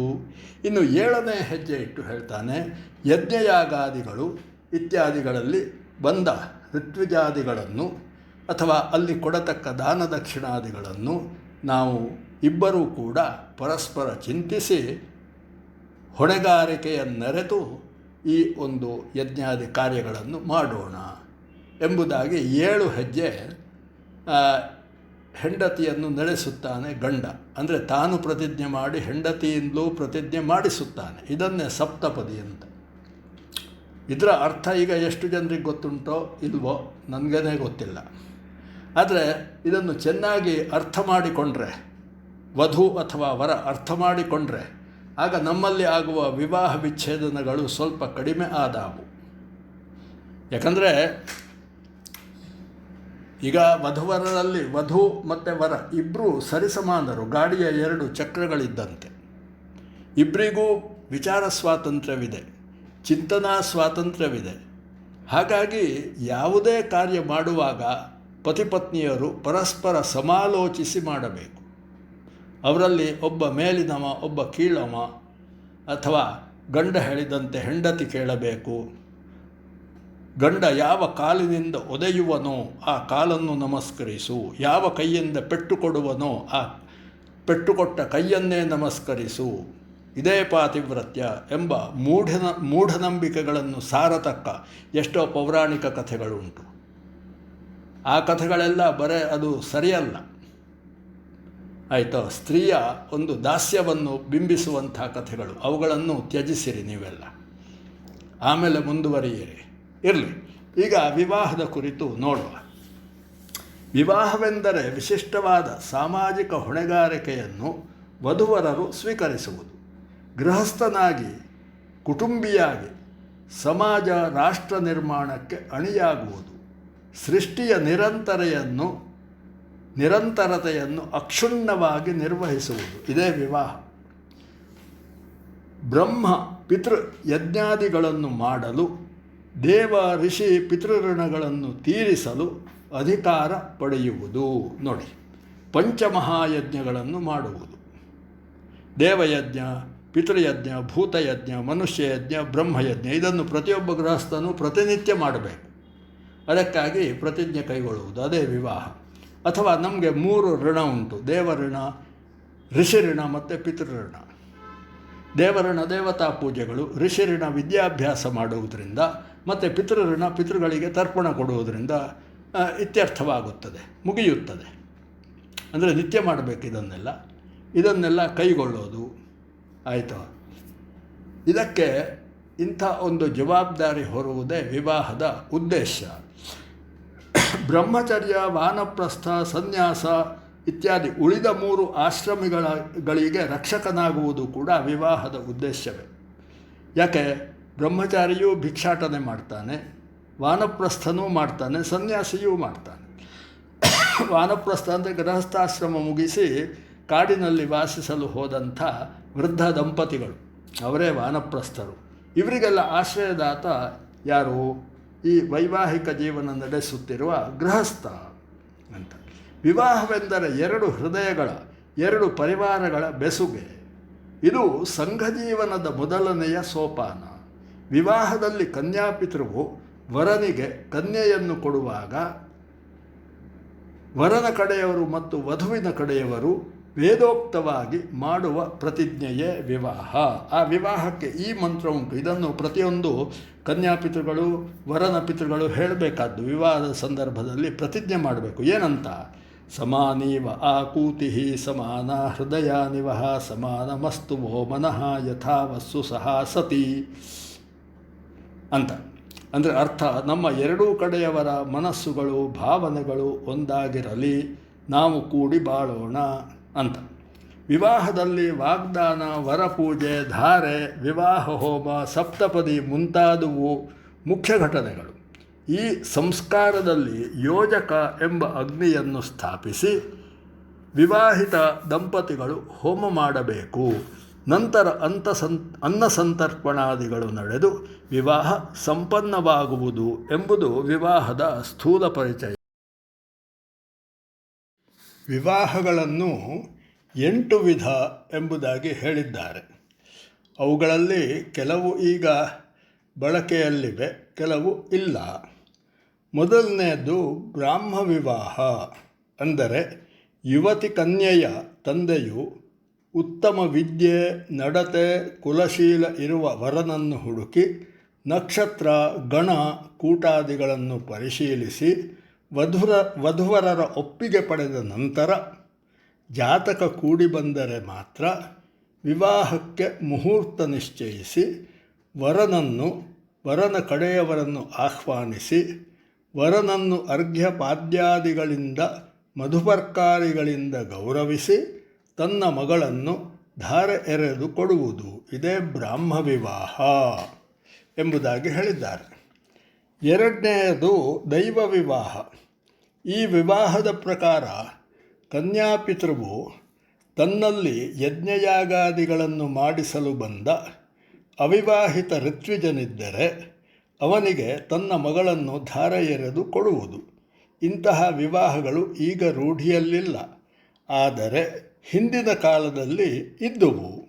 ಉದಾಹರಣೆಗೆ ರಾಮಾಯಣದಲ್ಲಿ ದಶರಥನು ಪುತ್ರಕಾಮೇಷ್ಟಿಯಾಗ ಮಾಡಿಸಲು ಬಂದ ಋಷ್ಯಶೃಂಗರಿಗೆ ಅವರ ವಿದ್ಯೆ, ಅವರ ಮಾತುಗಳು, ಅವರ ನಡತೆ ಇತ್ಯಾದಿಗಳನ್ನು ನೋಡಿ ತನ್ನ ಮಗಳಾದ ಶಾಂತೆ ಅಥವಾ ಶಾಂತ ಇವಳನ್ನು ವಿವಾಹ ಮಾಡಿಕೊಡುತ್ತಾನೆ. ಅಂದರೆ ದಶರಥನು ಈ ಶಾಂತಾಳನ್ನು ತನ್ನ ಮಿತ್ರರಾಜನಿಗೆ ಕೊಟ್ಟಿದ್ದ. ಅಲ್ಲಿ ಅವಳು ಸಾಕು ಮಗಳಾಗಿದ್ದಳು. ಅಂತೂ ಈ ಪುತ್ರಕಾಮೇಷ್ಟಿಯ ಸಮಯದಲ್ಲಿ ಅವಳ ವಿವಾಹವಾಗಿತ್ತು. ಅಂದರೆ ಇದು ದೈವ ವಿವಾಹ ಎಂಬುದು ಇದಕ್ಕೆ ಹೆಸರು. ಇನ್ನು ಆರ್ಷ ವಿವಾಹ ಎಂದರೆ ವರನನ್ನು ಹುಡುಕಿ ಜಾತಕ ಕೂಡಿ ಬಂದರೆ ವರನಿಂದ 2 ಗೋಮಿಥುನ ಪಡೆದು, ಗೋಮಿಥುನ ಅಂದರೆ 1 ಹಸು 1 ಎತ್ತು, ಇಂಥದ್ದು 2 ಅಂದರೆ 4 ಆಯಿತು. 4 ಅಂದರೆ 2 ಗೋವುಗಳು, 2 ಎತ್ತುಗಳು. ಹೀಗೆ ಅದನ್ನು ವರನಿಂದ ಪಡೆದು ಕನ್ಯಾಸರೆ ಬಿಡಿಸಿ ಕನ್ಯಾದಾನ ಮಾಡಿಕೊಡುವುದು. ಇದು ಮನುಸ್ಮೃತಿಯಲ್ಲಿ ಹೀಗೆ ಹೇಳಲ್ಪಟ್ಟಿದೆ. ಮನುಸ್ಮೃತಿ ಅಧ್ಯಾಯ 3 ಶ್ಲೋಕ 29. ಇನ್ನು 4ನೆಯದು ಪ್ರಾಜಾಪತ್ಯ ವಿವಾಹ ಎಂದರೆ ವರನಿಗೆ ಧರ್ಮ ಕಾರ್ಯ ಯಜ್ಞಯಾಗಾದಿ ಮಾಡಬೇಕೆಂದು, ಕನ್ಯೆಯನ್ನು ಚೆನ್ನಾಗಿ ಸಾಕಬೇಕೆಂದು ತಾಕೀತು ಮಾಡಿ ನಂತರ ವಿವಾಹ ಮಾಡಿಕೊಡುವುದು. ಕನ್ಯಾಪಿತೃವು ವರನಿಂದ ಪ್ರತಿಜ್ಞೆ ಮಾಡಿಸುತ್ತಾನೆ. ಅಂದರೆ ಪತ್ನಿಯನ್ನು ಚೆನ್ನಾಗಿ ಸಾಕುತ್ತೇನೆ, ಇನ್ನು ನಾನು ನನ್ನ ಯಾವ ಸನಾತನ ಧರ್ಮವಿದೆ ಅದರ ಧರ್ಮ ಕಾರ್ಯಗಳನ್ನು ಅಂದರೆ ವೇದ ವಿಹಿತ ಕಾರ್ಯಗಳನ್ನು ಮಾಡುತ್ತೇನೆ ಇತ್ಯಾದಿಯಾಗಿ. ಹಾಗೆ ವರನು ಮಾತು ಕೊಟ್ಟ ಮೇಲೆಯೇ ಈ ವಿವಾಹ ಆಗುತ್ತಿತ್ತು. ಇದನ್ನು ಪ್ರಾಜಾಪತ್ಯ ಎಂಬುದಾಗಿ ಹೇಳ್ತಾರೆ. ಇನ್ನು 5ನೆಯದ್ದು ಅಸುರ ವಿವಾಹ ಎಂದರೆ ವರನು ಕನ್ಯೆಯ ಮಾತಾಪಿತೃಗಳಿಗೆ ಬಂಧುಗಳಿಗೆ ಹಣ ಕೊಟ್ಟು ಮನ ಬಂದಂತೆ ವಿವಾಹ ಮಾಡಿಕೊಳ್ಳುವುದು. ಅಂದರೆ ಒಂದು ತರಹದಲ್ಲಿ ವಧುವನ್ನು ಖರೀದಿ ಮಾಡಿಸಿದ ಹಾಗೆ. ಆಮೇಲೆ ಅವಳನ್ನು ತಂದು ತನಗೆ ಮನ ಬಂದ ರೀತಿಯಲ್ಲಿ ವಿವಾಹ ಮಾಡಿಕೊಳ್ಳುವುದು. ಇದನ್ನು ಅಸುರ ವಿವಾಹ ಅಂತ ಹೇಳ್ತಾರೆ. ಇನ್ನು ಗಾಂಧರ್ವ ವಿವಾಹ, ಇದು ಈಗ ಎಲ್ಲೆಲ್ಲೂ ಬಳಕೆಯಲ್ಲಿದೆ. ಯುವಕ ಯುವತಿಯರಲ್ಲಿ ಪರಸ್ಪರ ಅನುರಾಗ ಬೆಳೆದು ತಮ್ಮಿಚ್ಛೆಯಂತೆ ಆಗುವ ಪ್ರೇಮ ವಿವಾಹ. ಇದು ಈಗ ಇಂತಹ ವಿವಾಹಗಳನ್ನು ನಾವು ಎಲ್ಲೆಲ್ಲಿಯೂ ಕಾಣ್ತಾ ಇದ್ದೇವೆ. ಇಲ್ಲಿ ಜಾತಿ ಭೇದವಿಲ್ಲ, ವರ್ಣಭೇದವಿಲ್ಲ, ಪ್ರೀತಿಯೇ ಮುಖ್ಯ. ಹಿಂದೆಯೂ ಇಂಥ ವಿವಾಹಗಳು ಕೆಲವೊಮ್ಮೆ ಆಗುತ್ತಿದ್ದುವು. ಉದಾಹರಣೆಗೆ ದುಷ್ಯಂತ ಶಕುಂತಳೆಯ ವಿವಾಹ. ಶಕುಂತಳೆ ಕಣ್ವ ಋಷಿಗಳ ಆಶ್ರಮದಲ್ಲಿ ಇರುತ್ತಾಳೆ. ಬೇಟೆಯಾಡಲು ಹೋದ ದುಷ್ಯಂತ ಅವಳನ್ನು ಕಾಣುತ್ತಾನೆ. ಅಲ್ಲಿ ಅವರಲ್ಲಿ ಪ್ರೇಮ ಅಂಕುರಿಸಿ ನಂತರ ವಿವಾಹವಾಗುತ್ತಾರೆ. ಇದು ಗಾಂಧರ್ವ ವಿವಾಹ. ಹೀಗೆ ಪ್ರೇಮ ವಿವಾಹಗಳು ಈಗಿನ ಕಾಲದಲ್ಲಿ ಸಾರಾಸಗಟಾಗಿ ನಡೆಯುತ್ತವೆ ಎಲ್ಲೆಲ್ಲಿಯೂ. ಇರಲಿ. ಇನ್ನು 7ನೆಯದ್ದು ರಾಕ್ಷಸ ವಿವಾಹ ಅಂದರೆ ಒಂದು ವಿಧದ ಬಲಾತ್ಕಾರದ ವಿವಾಹ. ಕನ್ಯೆಯ ಬಂಧುಗಳನ್ನು ಮಾತಾಪಿತೃಗಳನ್ನು ಹೆದರಿಸಿ ಗದರಿಸಿ ಗುಟ್ಟಾಗಿ ಆ ಕನ್ಯೆಯನ್ನು ಎಳೆದುಕೊಂಡು ಹೋಗಿ ಬಲಾತ್ಕರಿಸಿ ಅವಳ ಹೆಸರು ಕೆಡಿಸಿ ಶೀಲ ಕೆಡಿಸಿ ಬೇರೆಯವರು ವಿವಾಹ ಆಗದಂತೆ ಮಾಡಿ ನಂತರ ವಿವಾಹ ಆಗುವುದು. ಅಂದರೆ ಮೊದಲು ಯುವತಿಯ ಮೇಲೆ ಅತ್ಯಾಚಾರ ಮಾಡಿ ನಂತರ ವಿವಾಹ ಆಗುವುದು. ಹೀಗೂ ಉಂಟು. ಇಂತಹ ವಿವಾಹಗಳು ಬಹಳ ಅಪರೂಪ, ಆದರೆ ಕೆಲವೊಮ್ಮೆ ಕೆಲವು ಕಡೆಯಲ್ಲಿ ನಡೆಯುತ್ತವೆ. ಇನ್ನು 8ನೆಯದು ಪೈಶಾಚಿಕ ವಿವಾಹ. ಅಂದರೆ ಕನ್ಯೆಗೆ ಒಪ್ಪಿಗೆ ಇಲ್ಲದಿದ್ದರೂ ಬಲಾತ್ಕಾರದಿಂದ ಅವಳನ್ನು ಅಪಹರಿಸಿ ತೆಗೆದುಕೊಂಡು ಹೋಗಿ ಅಥವಾ ಜ್ಞಾನ ತಪ್ಪಿಸಿ ಆಕ್ರಮಣ ಮಾಡಿ ಮದ್ಯ ಮುಂತಾಗಿ ಕುಡಿಸಿ ಆತ್ಮರಕ್ಷಣೆ ಮಾಡಿಕೊಳ್ಳಲು ಅಸಮರ್ಥಳಾದ ಅವಳನ್ನು ಬಲಾತ್ಕರಿಸಿ ಅವಳ ಶೀಲ ಕೆಡಿಸಿ ನಂತರ ವಿವಾಹ ಮಾಡಿಕೊಳ್ಳುವುದು. ಯಾಕಂದರೆ ಅವಳಿಗೆ ಬೇರೆ ಗತಿ ಇಲ್ಲ, ಶೀಲ ಕೆಟ್ಟು ಹೋಗಿರುತ್ತೆ. ಮತ್ತು ಅವಳನ್ನು ಅಪಹರಿಸಿಕೊಂಡು ಹೋದವನ ಕೈಯಲ್ಲಿ ಇರುತ್ತಾಳೆ. ಅಂದರೆ ಅವಳ ಜೀವ ಅವನ ಕೈಯಲ್ಲಿ ಇರುತ್ತದೆ. ಹಾಗೆ ನಿರುಪಾಯಳಾಗಿ ಅವಳು ವಿವಾಹಕ್ಕೆ ಒಪ್ಪಿಕೊಳ್ಳಲೇಬೇಕಾಗತ್ತೆ. ಇದನ್ನು ಪೈಶಾಚಿಕ ವಿವಾಹ ಎಂಬುದಾಗಿ ಹೇಳ್ತಾರೆ. ಇಲ್ಲಿಗೆ ವಿವಾಹದ ಕುರಿತ ಮುಖ್ಯಾಂಶಗಳು ಮುಗಿದುವು. ಇನ್ನು ವಿವಾಹದ ಆಚರಣೆಗಳು, ಕ್ರಮಗಳು ಇದು ಪ್ರತಿಯೊಂದು ಪಂಗಡಕ್ಕೂ ಬೇರೆ ಬೇರೆ ಇವೆ. ಇವುಗಳನ್ನು ಆಯಾ ಪಂಗಡಕ್ಕೆ ಸಂಬಂಧಪಟ್ಟ ಪುರೋಹಿತರುಗಳಿಂದ ತಿಳಿದುಕೊಳ್ಳಬೇಕು. ಇನ್ನು 16ನೆಯ ಸಂಸ್ಕಾರ ಅಂದರೆ ಅಂತ್ಯ ಸಂಸ್ಕಾರ. ನಾವು ತೀರಿ ಹೋದ ಮೇಲೆ ನಮ್ಮ ಯಾವ ಒಂದು ಮೃತ ಶರೀರ ಉಂಟೋ ಅದಕ್ಕೆ ಮಾಡುವ ಸಂಸ್ಕಾರಗಳು. ಅಂತ್ಯೇಷ್ಟಿ ಎಂದರೆ ಮರಣದ ನಂತರ ಮಾಡುವ ಯಜ್ಞ. ಇಷ್ಟಿ ಅಂದರೆ ಯಜ್ಞ, ಅಂತ್ಯೇಷ್ಟಿ ಅಂದರೆ ಮರಣದ ನಂತರ ಮಾಡುವ ಯಜ್ಞ. ಇದು ಮೃತ ವ್ಯಕ್ತಿಯ ದೇಹವನ್ನು ಅಗ್ನಿಗೆ ಅರ್ಪಿಸುವ ಕರ್ಮದಿಂದ ಪ್ರಾರಂಭವಾಗುತ್ತದೆ. ಇಲ್ಲಿ ಸತ್ತವನನ್ನು ಚಿತೆ ಮೇಲೆ ಇಡ್ತಾರೆ. ಚಿತೆ ಎಂದರೆ ಮೃತ ಶರೀರವನ್ನು ಸುಡಲು ತಯಾರಿಸಿದ ಕಟ್ಟಿಗೆಯ ರಾಶಿ ಅಥವಾ ವೇದಿಕೆ. ಇಲ್ಲಿ ಕ್ರವ್ಯಾದ ಎಂಬ ಅಗ್ನಿಯನ್ನು ಪ್ರತಿಷ್ಠಾಪಿಸಿ ಅದರಲ್ಲಿ ಮೃತನ ಶರೀರವನ್ನು ಹೋಮ ಮಾಡುವುದು. ಇದನ್ನು ದಾಹ ಸಂಸ್ಕಾರ ಎಂದು ಕರೆಯುತ್ತಾರೆ. ಮರಣವೆಂದರೆ ಸ್ಥೂಲ ಶರೀರವು ಸಾಯುವುದು. ಆತ್ಮಕ್ಕೆ ಸಾವಿಲ್ಲ, ಅದು ಅಚ್ಛೇದ್ಯ, ಅದಾಹ್ಯ. ಶರೀರ ರಚನೆಗೆ ಕಾರಣೀಭೂತ ಪಂಚತತ್ವಗಳು ಪೃಥ್ವಿ, ಅಪ್ತೇಜ, ವಾಯುರ, ಆಕಾಶ ಇವು ಶರೀರದ ನಾಶದ ನಂತರ ಅವುಗಳ ಭಾವವನ್ನು ಹೊಂದುತ್ತವೆ. ಮಣ್ಣು ಮಣ್ಣಿನಲ್ಲಿ ಸೇರುತ್ತದೆ, ರಕ್ತ ನೀರಿನಲ್ಲಿ ಸೇರುತ್ತದೆ, ಗಾಳಿ ಗಾಳಿಯಲ್ಲಿ ಸೇರುತ್ತದೆ ಇತ್ಯಾದಿ. ಈ ಶವಸಂಸ್ಕಾರಾದಿಗಳನ್ನು ಒಂದು ಯಜ್ಞ ಎಂದಿದ್ದಾರೆ. ಈಗಲೂ ಶ್ರಾದ್ದ ಮಾಡಿಸಿ ಆದ ಮೇಲೆ ಪುರೋಹಿತರು ಹೇಳ್ತಾರೆ ಏಷಃ ಪಿತೃಯಜ್ಞ ಅಂತ. ಈ ಯಜ್ಞಕ್ಕೆ ಹೋಮದ್ರವ್ಯವು ಮೃತ ಶರೀರವೇ ಆಗಿದೆ. ಸತ್ತವನ ಅಂತಕ್ರಿಯಾದಿಗಳನ್ನು ಔರ್ಧ್ವದೈಹಿಕ ಎನ್ನುತ್ತಾರೆ. ಇದರರ್ಥ ಊರ್ಧ್ವದೇಹವನ್ನು ಹೊಂದಲು ನಡೆಸುವ ಶಾಸ್ತ್ರೋಕ್ತವಾದ ಕ್ರಿಯೆ. ಊರ್ಧ್ವದೇಹವೆಂದರೆ ಈ ಪಂಚಭೂತಾತ್ಮಕ ಮಲಮೂತ್ರಾದಿ ಕೋಶಗಳಿರುವ ಮರಣವುಳ್ಳ ದೇಹವನ್ನು ಅಗ್ನಿಯಲ್ಲಿ ದಹಿಸಿ ದಿವ್ಯ ನಿತ್ಯಶುದ್ಧ ದೇಹವನ್ನು ಕಲ್ಪಿಸುವುದು. ಸತ್ತವನ ಮಕ್ಕಳು ಉತ್ತರ ಕ್ರಿಯಾದಿಗಳನ್ನು ಮಾಡುತ್ತಾರೆ. ಮಕ್ಕಳಿಲ್ಲದಿದ್ದರೆ ಅಣ್ಣ ತಮ್ಮಂದಿರು ಅಥವಾ ಕುಟುಂಬದವರು ಅಥವಾ ಸಪಿಂಡ್ಯರು ಮಾಡಬಹುದು.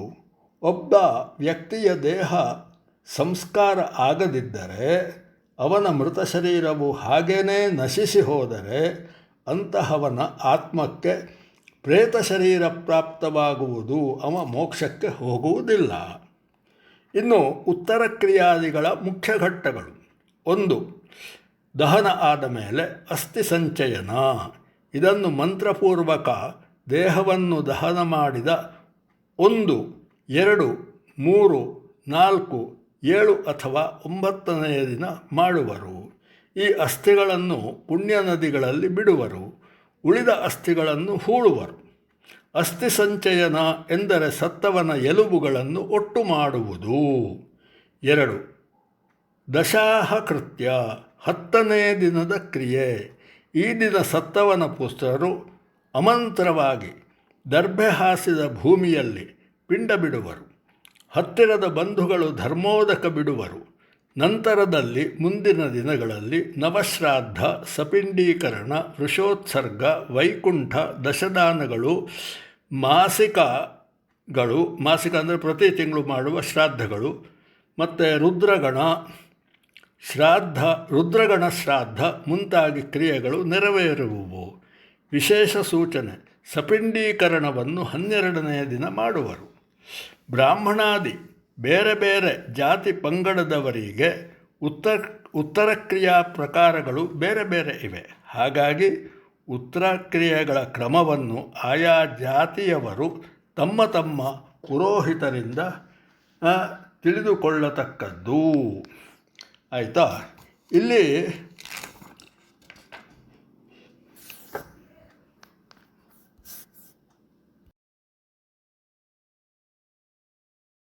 ಸಂಸ್ಕಾರಗಳ